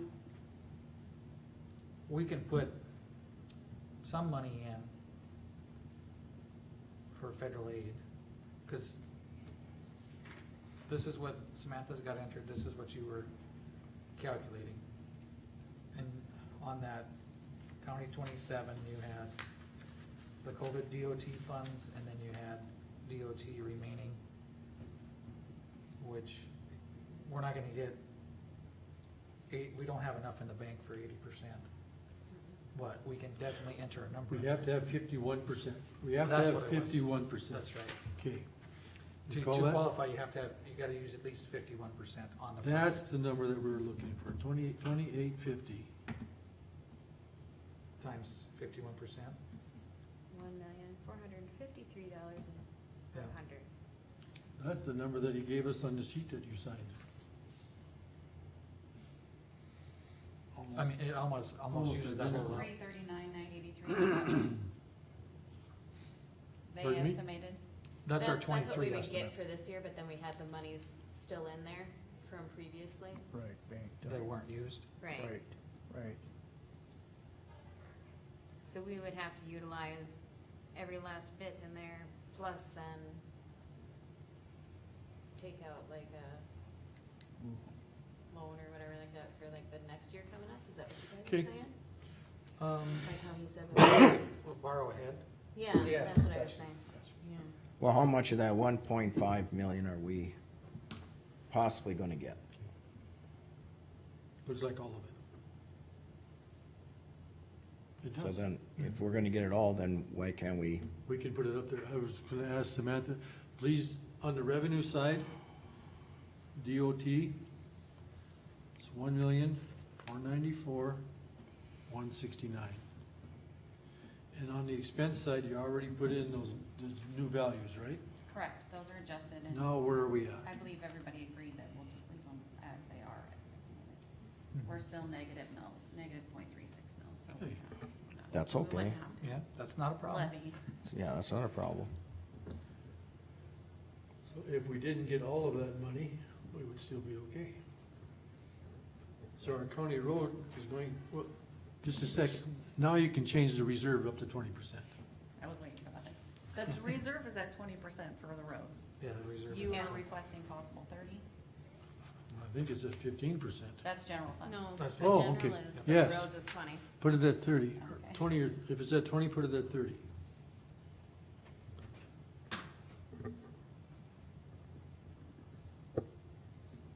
But I'll maybe throw something out here, either I missed it or something. What happens if you have another bridge that takes a crap? Then we change our project.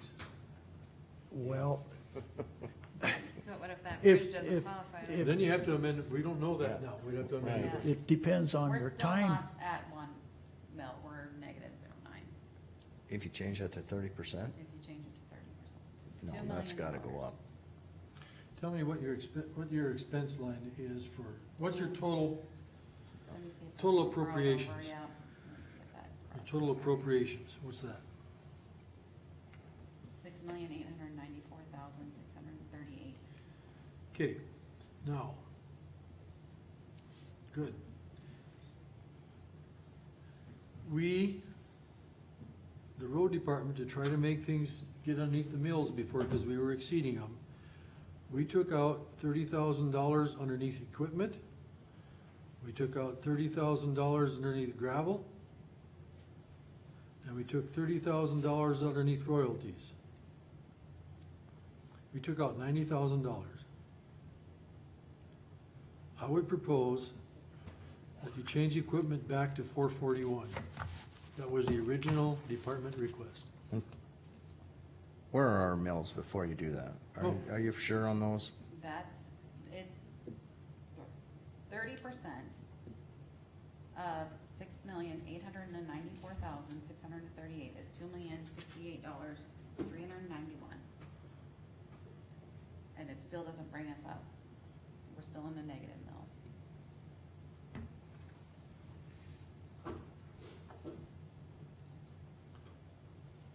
Because we added the increase from the million to 1.4 in revenue. So underneath equipment, change that back to 441,000. And we'll be fine.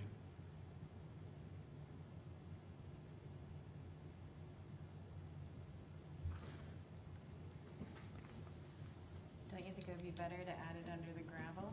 Run that down one more time, Marv. You said equipment and what? We took Equipment, gravel, and royalties. Yep. Well,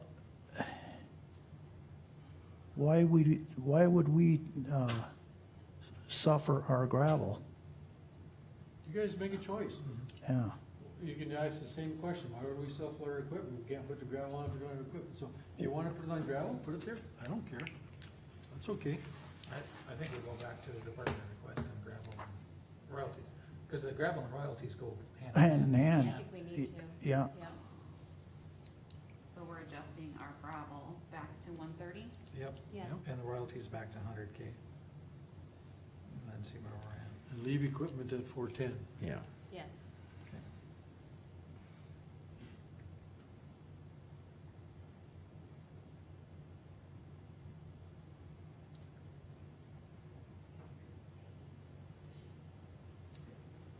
Negative .06 mils.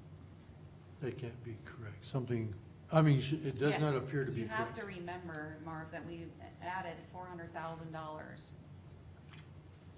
from the last time that we were just speaking about the mills. Because we went up from 1.4, or 1 million from that Okay. DOT. Go back to your back of page. Change that reserve to 20 once.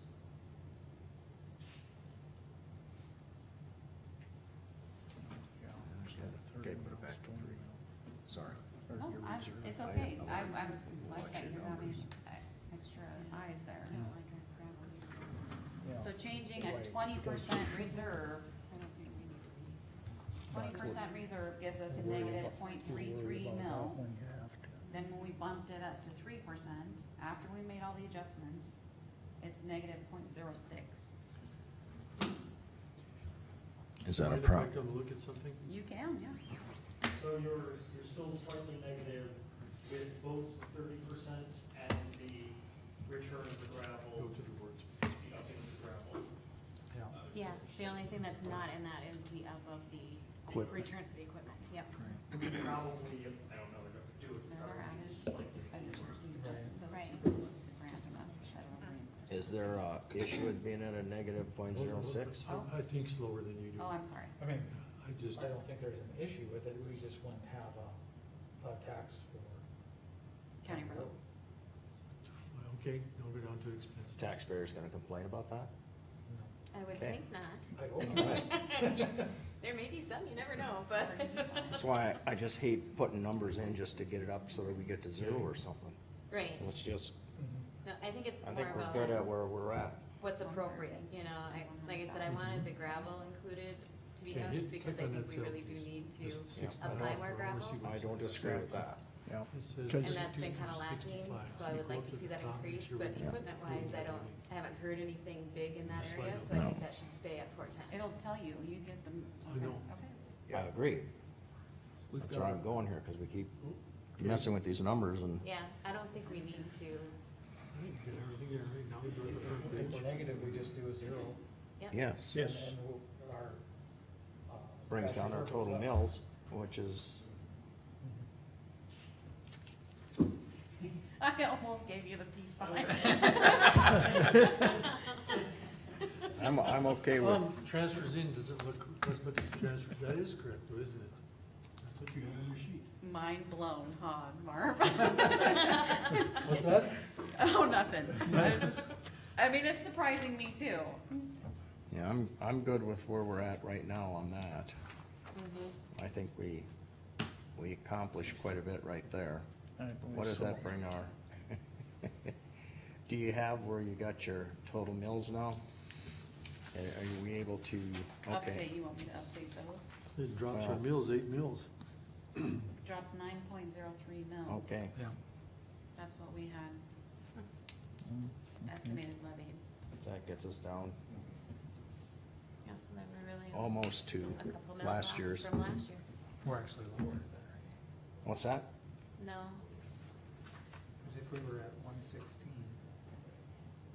it was down to 107.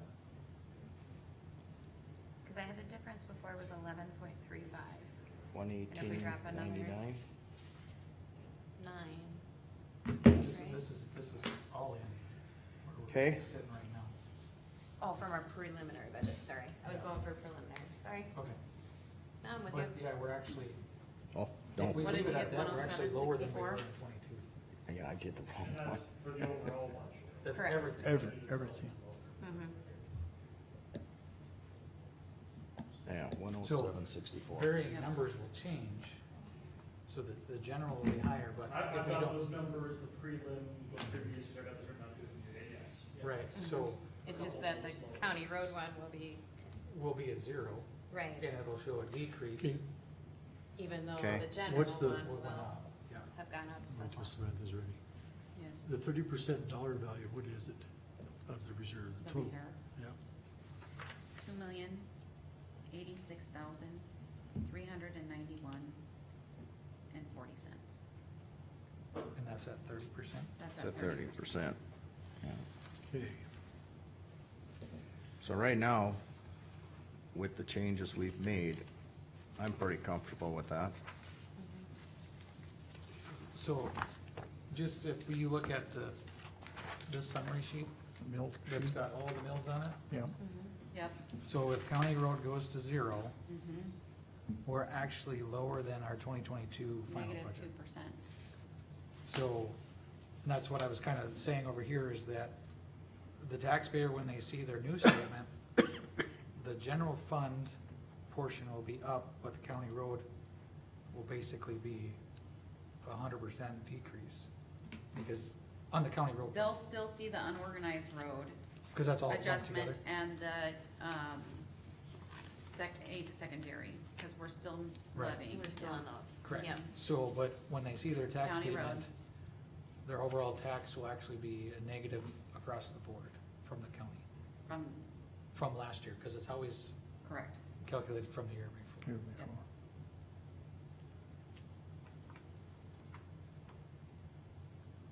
Okay. One- Any one- other changes? I mean, One question that, you guys answer me the accuracy of this. If we have all of our levies under unorganized road, I've had a rancher call me on this one.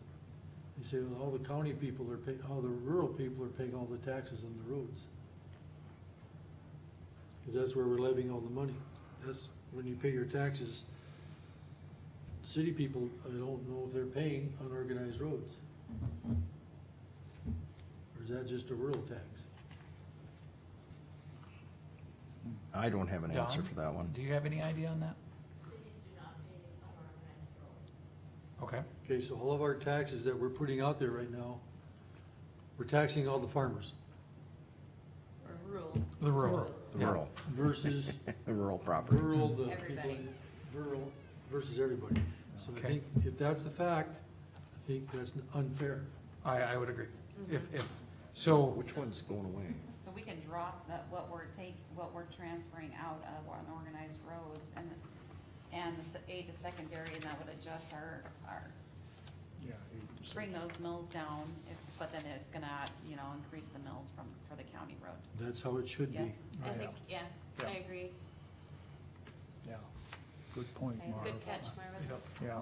Didn't- We'll just start with one fund We at would a have a time mutiny. here. So let's Oh, go to absolutely. Unorganized roads. Absolutely. And right And I live in now, Rightfully so. right now, we're transferring out 500,000 and levying 12.57 mils. So if we decrease that, That reduces the revenue side on the county road. Decrease it 100,000. That's That's what I'm basically, trying, that's yeah. basically 2 mills. Yeah. Yeah, If we do the other one the same thing, it might be pretty close. Yeah, and all that does is it changes the revenue side on Yeah. the county road, so then there would be a taxation on the roads, but it'd be less on the, Right, On- it'd be more evenly dispersed. dispersed, Correct. right, right. Right, okay. Captain? Good catch. Right, Captain? No captain and I. Yeah. I will not agree at this point. but you're not disagreeing either. Correct.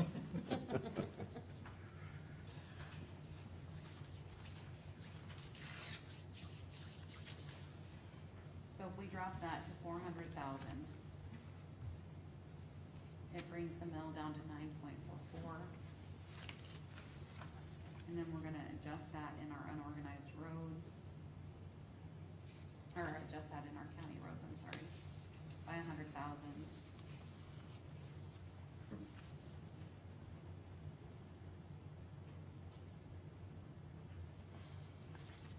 Which makes me more comfortable not having a zero on a mill. I mean, But remember, unorganized roads was not the same mill value. That's correct. correct. Yep. So that still doesn't bring us up to What is the mill value? It's 32 something? 31,950, close enough. 32? so, So in order to get, cut it in half, Samantha. Take that 500, make it 250. The reason I picked, cut it in half the people in the county, half the people in the rural are just in use of the road. Yeah, trying to split it evenly. okay, if we cut it in half, then that puts our delinquent tax collection at more than the 5%. We cannot exceed 5%. So, okay, we're gonna have to mess around with that too when we come back to that. On which one? Unorganized road? Yeah. Yeah, Unorganized. page 11. Yeah.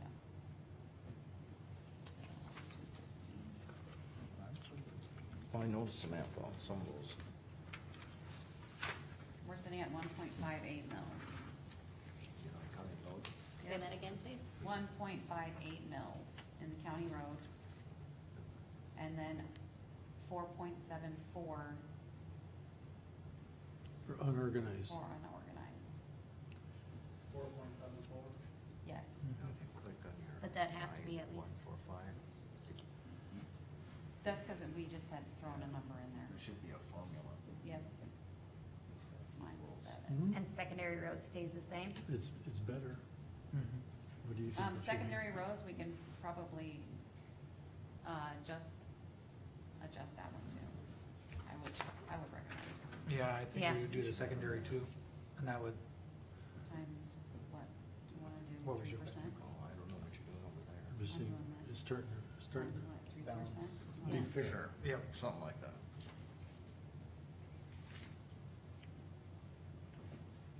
He's the chairman. Oh, sorry, question? I just have a question. What's an unorganized road? So, we've had this, It's not a That township look better? road. well, Okay. Mercer County is a county that doesn't have any That's organized 3%. townships. So, it's a levy that the state allows us to have, but in other counties that have organized townships, some of that money goes to the townships for road maintenance. But since Mercer County is unorganized, it's all funneled through the county. So we don't distinguish between county roads unorganized or secondary roads in our county because we're unorganized. It's a county road out, not in town. Yeah. But we cannot consider the value of the cities, that's why the value is a little bit lower than our Mhm. overall county valuation. That's why the mill amounts are different, is because the cities are incorporated. 3 different answers. True. Yeah. That makes sense. So, in our county, we don't distinguish between the roads, but in other counties that have organized townships, they do. Essentially, for Mercer County, you have. So what do you 3 put different into funds, secondary? so they all, Go through the I kind of same stopped, source. so we can Yeah. all Yeah. follow so along. it all. There are three road funds. Actually, it's even confusing. To sit here, it's confusing. But because we, as your chairman mentioned, since we don't have organized townships, we still have to levy that. But it goes into the, basically, I gotta be very careful here. It doesn't go to the same fund, it's gotta be kept separate, but it gets spent the same. Distributed from the same area. Yeah, it's. I wish we- that wish we had a counties, better answer, but. yeah, I wish that counties that weren't organized could just combine it right away, but we can't. We have to keep it separate. Okay, the question is, if we want to reduce aid to secondary, I'm sorry. Yep, go ahead. I have a question then. So you're saying any road within Mercer County is considered an unorganized road? Whether it be, We don't distinguish whether they're unorganized or county roads, they're just county roads. They're county roads. Roads that we need to maintain. Yeah. They don't belong, they don't belong to a township. See, if, like Travis said, otherwise it would be fall, like I'm in 142 township, it'd fall into 142. And the funds from my property would go to the roads in my township, or pipe, or bridges, or all But, that. but you have a township committee, so to speak. That's A right. township commission, that's, works, so to speak, independently from your county commission. Right. And so they get that money, just, they get it, would get it, that township would, and they spend it according to their budget. In this way, it's all under, since we don't have organized townships, we're all under this umbrella of unorganized roads. I don't know if that clarifies it, but that's Yeah. Does it? Okay. how it works. Yeah, cause I grew up in a county that had organized townships. So like Granville Township, where I grew up, actually had a board and they handled the funds for the roads. And the unorganized would be in townships that weren't organized. Cause there's, even in a county that has organized, not all the townships are organized. Cause if you don't have a population there, then you can't have a board. Being aid to secondary roads has the same valuation. Are as you- county road. Are you good and confused now? If you take 2 meals out Good, here, it's so am I. 2 meals over there. I'm with you on this one, it's, Yep. I changed the Like it aid to to be secondary simpler, but roads it down isn't. to 550,000 to transfer well, I'm out. sorry, it's not good that you're as confused as me. That brought our mills down If to you understood it better than 7.09. me, that would be good. 7.09 for which one? Aid to secondary roads. Aid to secondary. Yeah, I changed our transfer out to 550,000. So that changed the mill for aid to secondary roads to 7.09. Then I adjusted that amount into our county roads, and we're sitting at a mill of 6.41. Now we're getting way more fair. 6.41, so where we're sitting currently for all three of those mill levies. County roads, 6.41. Yep, got 'em. Unorganized roads, 4.56. Wait, what was that? Say unorganized again? 4.56. Oh, that's different. And aid to secondary roads, 7.09. I feel better about that. Do you by chance do a comparison, what were those values prior to this? Yep, so prior to this, those values were, where's my sheet? Are they on right here? Yeah. Can I use yours? At the start of today, county roads was 9.03. Secondary, aid to secondary roads was 11.96. And unorganized roads was 12.57. Now, the reason why there was such a big adjustment to all of those was because we are incorporating revenue funds from DOT. So you have, again, correct me, so you had $1 million of that 1.4 million was already accounted for, but now you have 1.4 million. So it was 400,000 roughly. No, so we didn't, I did not incorporate any of these funds into the budget, these revenue funds, 1.4 that was approved today. with Canvas. Yep, so the reason why we were able to make these adjustments was because we added these funds, the adjustments of these funds, which is actually a little bit more because of 1.4, because we had the 80-20 grant lower than what they're saying that we're gonna be receiving as well. We're trying to get the revenue to match That's the what- projects that we want. And that was, you're talking about, when you had it as 80-20 exact, and then like you were saying earlier, it's Right. actually a little more than 80. Yeah. Right, yeah. So unorganized is 4.7, aid is 7, aid to secondary, and county roads is 6.4. Aid to secondary is- Unorganized is 4.56, right? 4.56 is what I was told earlier. And 7.09 for aid to Yeah. secondary. Okay. Much more fair. Yep, balanced. yep. Yeah. And then now we have to look at the delinquent You said tax. the delinquent taxes? I changed all the delinquent taxes to 3%. Okay, so you just did 3%. Yep, for both of those, yeah. And then I think where are we sitting at?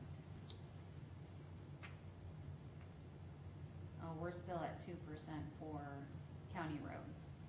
You wanna see what that bumps it up to at 3%? Cause we were, It won't be when we much. originally were talking, it was between 1 and 3 is when we were discussing. You can, it won't be I'm more much. interested in what you have the reserve at, is that still at 20%? 3%, 30%, sorry, 30. 30%? Yeah, 6.48. If you were to bump that up to 3%? Yep, and then we're still sitting at 30% reserve for the county roads. It's a better budget. 6.48 is county road?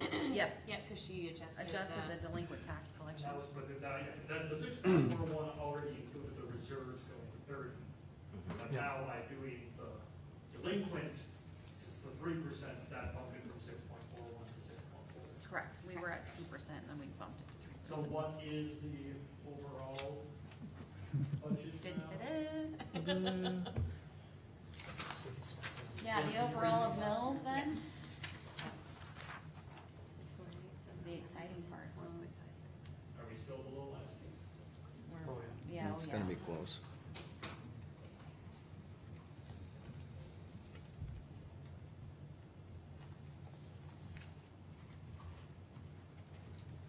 Aid to secondary, we're sitting at, somebody have that number, 7.09? Yeah. And what was it last year? Unorganized roads, 4.56. And no mills for county roads. Or no, we did, we changed Yeah, that. we Yep, changed that. it's, To 6.48. Right. 6.48. We are -8%. So we are decreased our budget, or our mills by 8% from 2022. What are the total mills? I have 101.25. Yeah, 101.24. 101.2 what? You're way off. 101.25. 25? Yeah. Does that come out of the 1.25? That sounds about right, an 8% reduction from, Previous year, which was this last year was 109.66. 6.6, yeah. So now it's 109.25.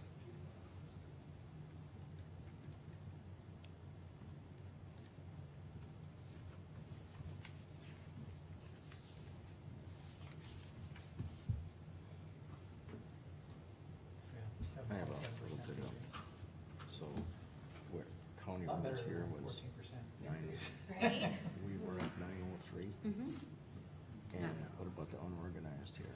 Secondary roads here, you say 11.96. Unorganized, we were at 12.57. Okay, any other Oh. areas of concern On the budget, on the budget? yes, so, I don't think we ever made a decision on what kind of increase you guys wanna give to the tax director. There was a recommendation made, and we didn't really go into detail any further about that, and then also we need to look at the landfill. And cause I have listed under revenue, the portion of the ARPA that she was allocated, that she still hasn't used, How much was that? 94,000.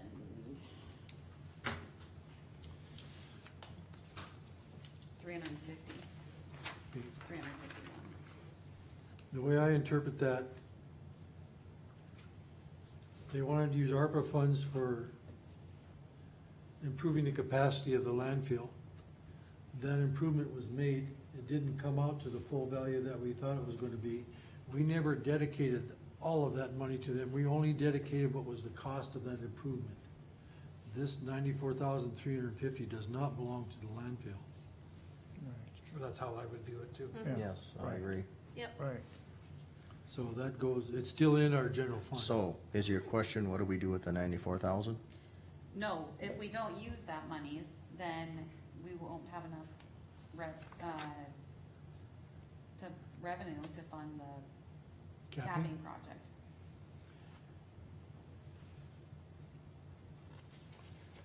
Capping project is probably, how much? Approximately 43, I believe, because we were discussing, Jesus. or 140, sorry, let me pull it.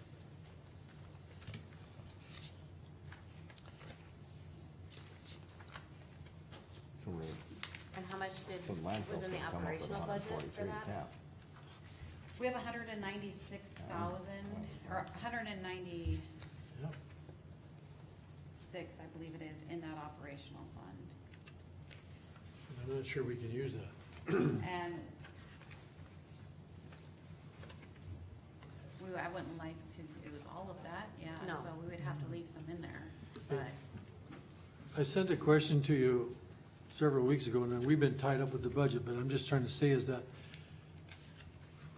we have a closure fund and a post-closure fund, and the question that has not been answered is, the post-closure, we can't touch. The closure fund, can we use part of that, and if so, how much do we have to leave in there? That question has never been answered.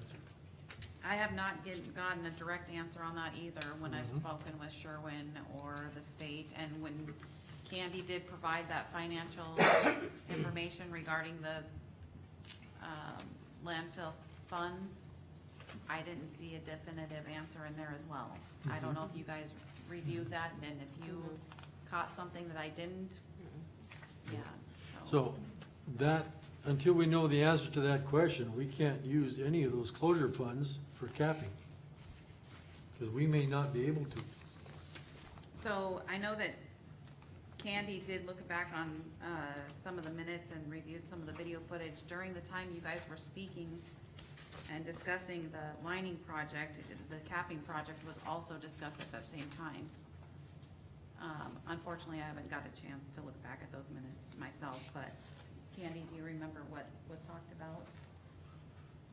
Well, the whole purpose of using this money and doing that was to build up funds that haven't been built up in the past, so that, because the operational fund, you can use it, but in overall, in the capital funds, when we looked at it, like I explained before, that is money that's supposed to have been set aside for, like, if the equipment breaks down and projects in the future. And so, there is an estimated amount that was put on that bill for the operational fund and the capital fund and stuff for future project as the landfill goes on years and years down the road. So that's a fund that the state, that's, That needs to keep being built, Right. and it goes up with, you know, you got your inflation, whatever, it all goes up with that. so that's a state statute fund that we have to have? So there should be some sort of regulation with it, like how There's much a- we I can, don't- Well, I don't know if there's really a regulation, but That's if what you I'm having- don't have that in there, then you're not gonna have anything in the future to cover anything. Right, so- Because you cannot use the post-closure fund. right, so Right. our question is how much of that fund can we actually use? We can use it, but then we're gonna have to build Keep it building back up back up. again for, Yeah. So, for Whatever else future comes stuff. up. Right, but this is, the closure fund and how the landfill operates, like if we had a projection out, that's how we could back into what we need to charge for fees. Yes, and it, actually, that was done. That, Okay. it was done, Sherwin came and did that with Jana, and figured all of this out, and so there should have been a certain amount of money put in that operational fund. And then the other fund, which isn't in there, is that, capital gains. Mhm. Okay, they're kind of two separate things, and there should be money in there, and there is an estimated amount of what needs to be in there as this goes on. And the money's not in there, I mean, it's, No, we're well aware the money's not in there, but, so, Well, that's the line item that, what I'm, from budgeted previous, was the 30,000, that's what you guys transfer into that operational closure fund. And then, Page 71. and then last year for that, closure fund, post-closure fund, it was 4,368, and we're looking at $8,000 this year. So there is monies that have been transferring into that fund every year. just in the last few years. right. Whenever they started Yeah. that, yeah, procedure. So we're on the right Last track, year, but, Yeah. We put extra money into that post-closure fund to bring that up to date. Right. Mhm. And then, so now this year, it's gonna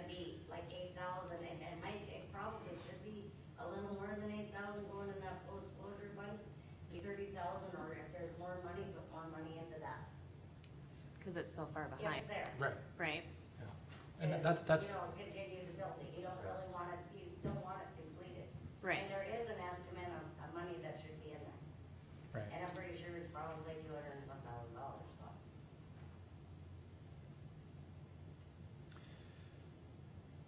So what started this conversation was, there's some money left over for the improvements. And what do you guys wanna, what do we wanna do about the capping? ARPA money was, I'm back to the old philosophy that the landfill is supposed to be self-supporting. We receive ARPA money from the state to help relieve the burden of the taxpayers. It isn't for running a business. We did give them some for the improvement. Well, when you I'm put against tipping giving them fees up, anything guess what else. the taxpayers pay? I don't wanna continue that practice. No, I don't, I would only, I agree to the point where I wanna state that if it were Mercer County residents only that were using that landfill, I wouldn't be as opposed. But I do not wanna, I'll call it subsidize the landfill for people outside of our county to be able to dump in our landfill. By our That's not taxpayers. right, that's not right. That, I just, no. And like Marvin said, this ARPA money was for our county to use to relieve our taxpayers, and if we got other counties bringing stuff into our landfill, we shouldn't be using our money.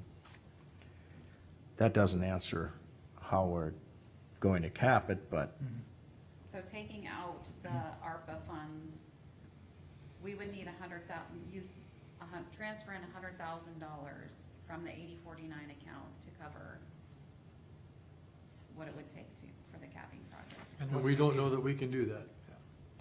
If it's just a recent account that we set up, I'm assuming that that's not going to be something that's Okay. regulated by the state, because we would have had We to do would that have when had to have it in the the first landfill was place. first, yeah. I never would assume that, I really would not, Samantha, because when you read our independent audit reports, it says that those funds have a certain balance and they have sufficient amount to meet those requirements. That implies that that cannot be used in its entirety Okay, for something else. But And we if- would still have monies left in there, right? right. And the question is, Roughly $90,000. it always comes back to how much of that can we legally use? And I think that also needs to go to the state's attorney, which I have sent to him once, but we need to reiterate, we need that question answered. okay, let's have that done then. Let's ask our state's attorney if we can use that money. Mm-hmm. Well, you guys too, you know, Mercer County landfill is owned by Mercer County. I understand that, I mean, so, but I can live in, Burley County and bring garbage up here. So if we have to take tax money, taxpayers in Mercer County, and we have to give money to the landfill to sustain the landfill, then we're not charging enough, basically, because that's supposed to be a private business. So we shouldn't have to take any taxpayer money and put into it. And this ARPA money was for us to spend on whatever roads, bridges. yeah, but it was also it was okay to be able to use it because it is a Mercer County entity. Okay, but then we should charge, then we should be able to get COVID money out of these other counties. Our ARPA money, but we didn't. We never, landfill But- never got any COVID money. Well, ARPA money, whatever it's called, it was money that we got from the state for this. And But- just a reminder, if this capping project, if we don't go through with this capping project, it's gonna put the landfill out of compliance, and then Then you that got- gives the state the then you opportunity got a to, problem. yeah, to stop all So now the production. cities are gonna Yeah, be and in so trouble. then, either, we help out the landfill, or Or you're there's gonna, no landfill. or you're until gonna it pay, gets fixed. you're gonna pay And then it. we're out paying it. Now Or the you're- landfill takes out a Let's get, loan. why don't we get that question answered and then we'll cover it from there. Okay. You think tipping fee was high, now, wait. Yeah. But, I mean- still taxpayer money. Well, it don't matter, either they pay it in the tipping fee or somehow. Yeah. One thing at a time, let's get that Right, question answered. I guess as far as the landfill goes, on page 72, you gotta take out the 94,350. I got that out. Which shows them in a deficit, but the deficit is a lot to do with the capping project. Yep. There's options with the capping project. We can borrow money, we can Right. bond, we can go through the state revolving fund. There's options. Mhm. And, well, I mean, I don't wanna see that landfill go. No. It would, you start It would figuring be out so detrimental to so many entities, within the county. right, Mm-hmm. that are actually our But taxpayers. we need to do a serious look at how we charge How we or support accept, it. how we support it and how we charge for it. But, and that's not gonna be accomplished today. So, as of right now, then I'm going to take that revenue out, and I'm also gonna adjust the line item payments to contractors down to 30,000 from 180, so we take that expenditure out of there as well. And that brings us, Taking 30,000 out of what?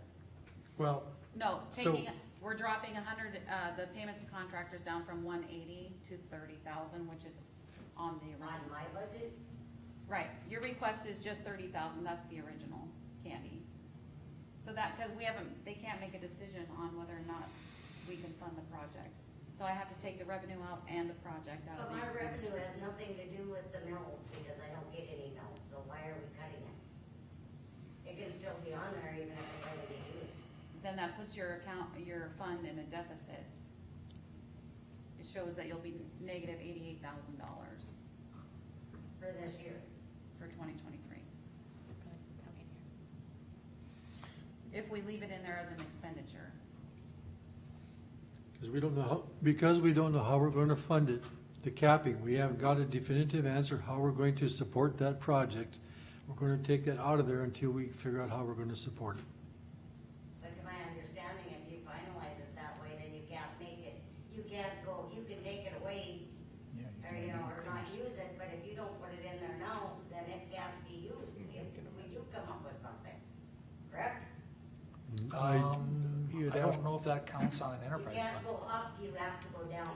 You'd have I to thought you amend, guys were saying with all of that. That had to That's do, for that, mills. that had to do with mill levies with the state. This is, that You don't- only has to do with mill levies for the state. Once we submitted our mill levies that we wanted to the state already, we did that 3 weeks ago, we can't increase it. The state has a budget that they have to fix too. We're not affecting the state monies, so that doesn't apply to this. And if they're okay with, you know, adjusting that, or leaving it in there as an expenditure and approving it with a negative deficit, we know that there's a possibility then we're gonna have to come up with those funds somehow. So this kinda goes back to my original thing when we talked about it in the roads. You either put it in with it not being funded, then you make budget adjustments within the year. With this enterprise fund, my thought is, we can't not do the capping, cause then we're out of compliance. right. Right. So, if we leave it in the budget sheet, yeah, it shows a negative, but we're gonna have to borrow the money or figure out a way to pay for it. Correct. So, you can leave it in, or you can take it out, either way, I'm like 99.9% sure we gotta do that project next year. We gotta find funding for it. So you either do the budget amendment in 23, and it's a plus and minus, so it's a net change of zero, or you leave the expense in there, and then we have to borrow money to make sure that that account isn't negative. Cause, I mean, we can't operate it under a negative account. So if we leave it in there and it shows up as a deficit, and then we get state's attorney opinion on if we can use those funds, at that time, then we can show that our revenue was gonna be transferred in from account 8049, Okay. Yes. right? Right. So should we? The way I see it, Leave it yeah. in there then? The way I Leave it in. understand I think we it. should leave it in. Right, Yes. Okay. cause you'll either have, like you said, borrow money or whatever it takes to, Right, cause and they can This pay is that don't affect back. mills. it doesn't affect mills, no. No, so, But do not show that revenue Correct. from Correct. 8049. Correct. for now. Yep. And we still may have to do something in, let's just say we can use that. No, that's ARPA money, so never mind. Yep. I never said nothing. Okay. Okay. Does What was- anybody have any discussion on the tax director wage? I thought we, So, what's the question? I guess you have, what, so we combined it, we've taken care of that, but as far as the budget shows, it's still under the auditor's recommendation? Right, As so far as, she had requested, an amount, and then I adjusted that to reflect, steps in the budget chart, the 75 cent and the 75 cent, increase. At this point, I do not want to, I would go with the auditor's recommendation.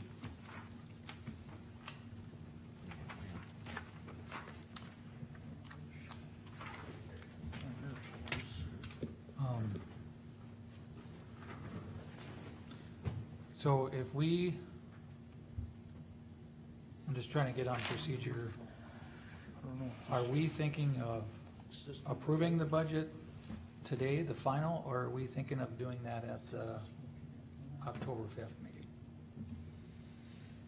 Are we anticipating any other changes?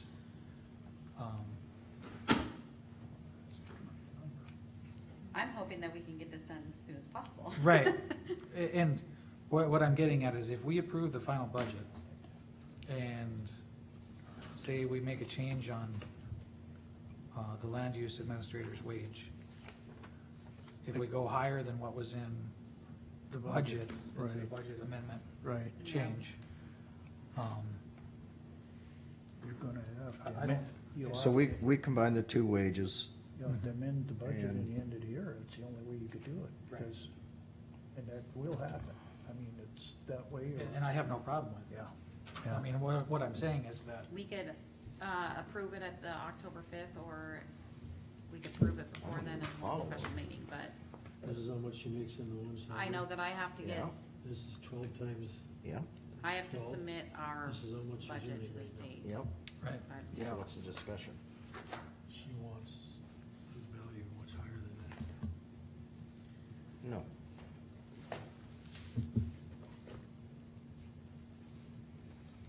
Yeah, you can ask Samantha what that number is. No, we approved, a salary for that position, we combined it, that's what we, It's actually a pretty good raise because she's getting 10% more in PERS money now.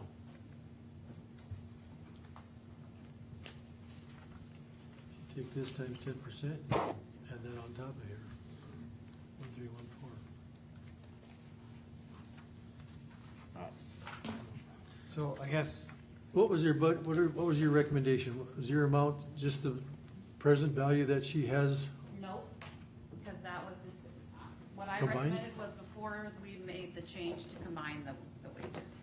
Okay, I guess I need to know what that number is. yeah, that's, we need to know, I need to know numbers here. I'm Yep. being told this, that, proposed, what someone wants, what someone's getting, what was discussed, what wasn't discussed. Where are we? Jeez, yeah. I'm getting irritated here. We'll get Well, it. we Because don't this is want what we, that. this is what we agreed on, Take a for a common wage.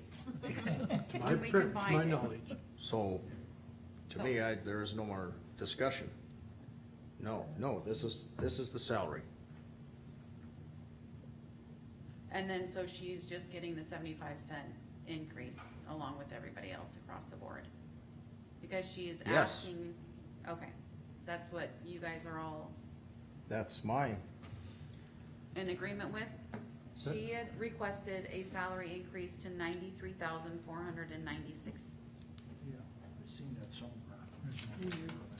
What was your recommendation? no.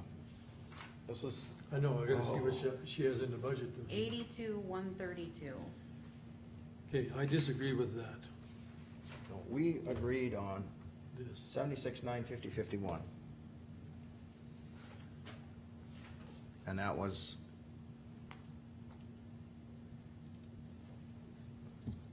That's the salary. Let's double check that. Well, okay, other than those exact numbers, That's, Gene, I gave you the wrong number, I looked at the wrong call. Her 2022 salary was 61,942.4. yep, 40. Her monthly salary was 1,063.90 times 12. Somebody punch that out for me. 12,766.80. You add those two numbers together, Plus the 61,942. yep, it just comes down to $74,709.20. 708.80. 75,080. 74,708.80. Okay? That's the salary. And that was agreed upon. That's the number I would put in there, Samantha. I agree with Gene 100%.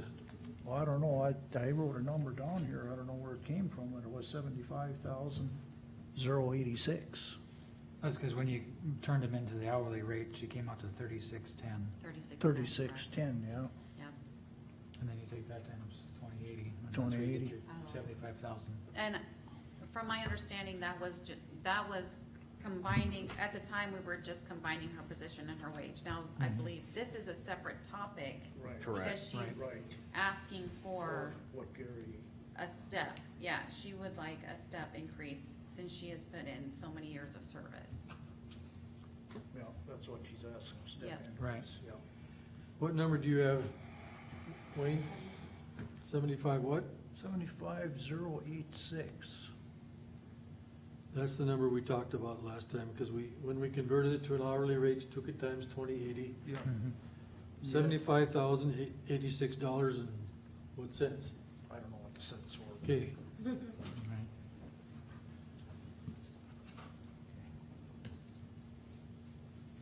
that's, combining those two positions is her 2022 salary, and then asking for a 75-cent raise on top of that is all I'm looking for.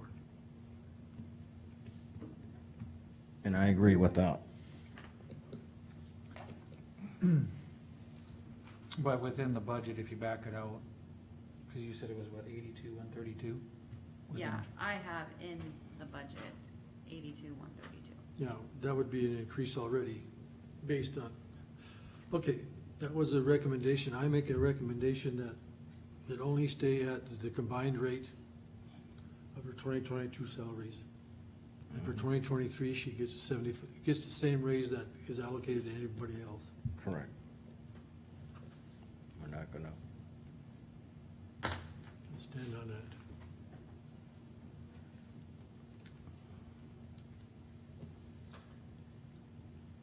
I guess if anybody disagrees, this is the time to speak up. Well, I mean, yes, we combined it for what it is currently, but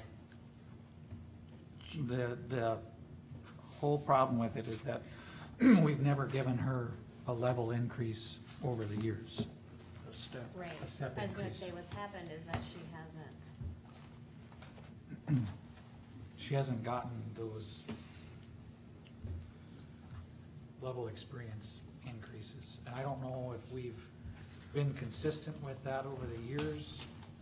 You know, we've had a fair amount of turnover recently, and when we have somebody new, they start out a little bit lower than what the seasoned person was, but this is kind of one of those things where we should have a committee that basically looks at every employee so we don't run into these issues in the future. I guess in the budget, when you back it out, it comes out to almost $39.50 an hour. If we're in the budget, I guess I would leave that where it is. I don't know if making a hard, fast set on that right now is the most sound thing to do. But it's in the budget for the 82,132 on her line item, so. I mean, if we don't change that budget, we have room for a step increase. But I'm only one person. And in discussion with what you just said, Travis, that would lead to, in order to make a step increase, we would all have to agree on our years of experience. We haven't even got to that yet. So that's a total, putting it into budget to me is erroneous. Until we make, and we can make that adjustment if we want to in 2023. Which I'm fine with. If I would we adjust- reduce the budget, then it's gonna be a budget amendment in 23 if we decide to go higher. I would put that in there. Right now, we agreed to combining the two positions at their present rate, and that is their salary to date. And any increase is 75 cents an hour above that. Yeah, because to me, this is a separate topic. This was discussed and agreed upon that the salary would have been right around 75,000, Yep. give or take a few dollars and cents here. And now we're getting a request from that department to increase it to a different amount.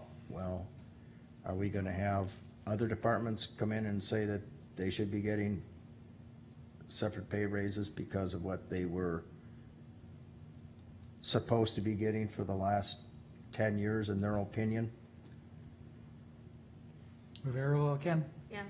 Okay, Uh, well, I'm opposed to that.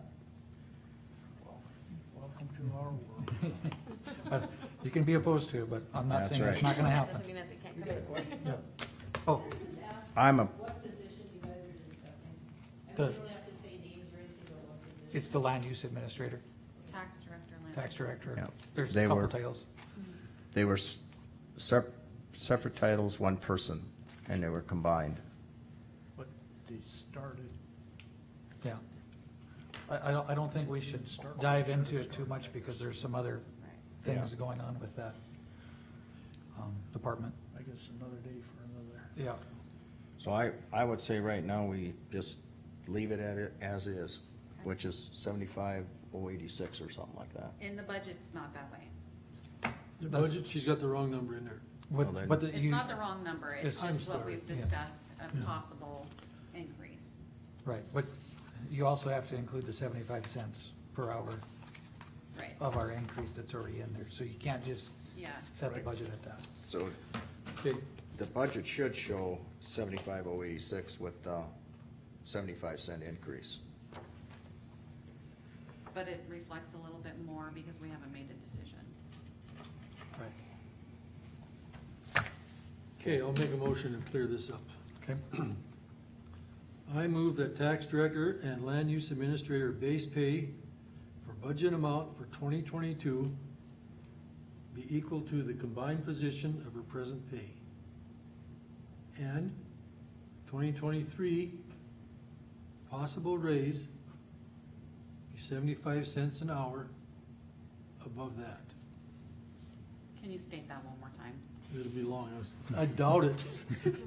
Okay, I move tax director and land use administrator, base pay, budget amount for 2022 be equal to the present combined pay she receives. I'm just watching your pen. Yep. And 2023 raise equal to whatever is approved for the rest of the employees. There you go.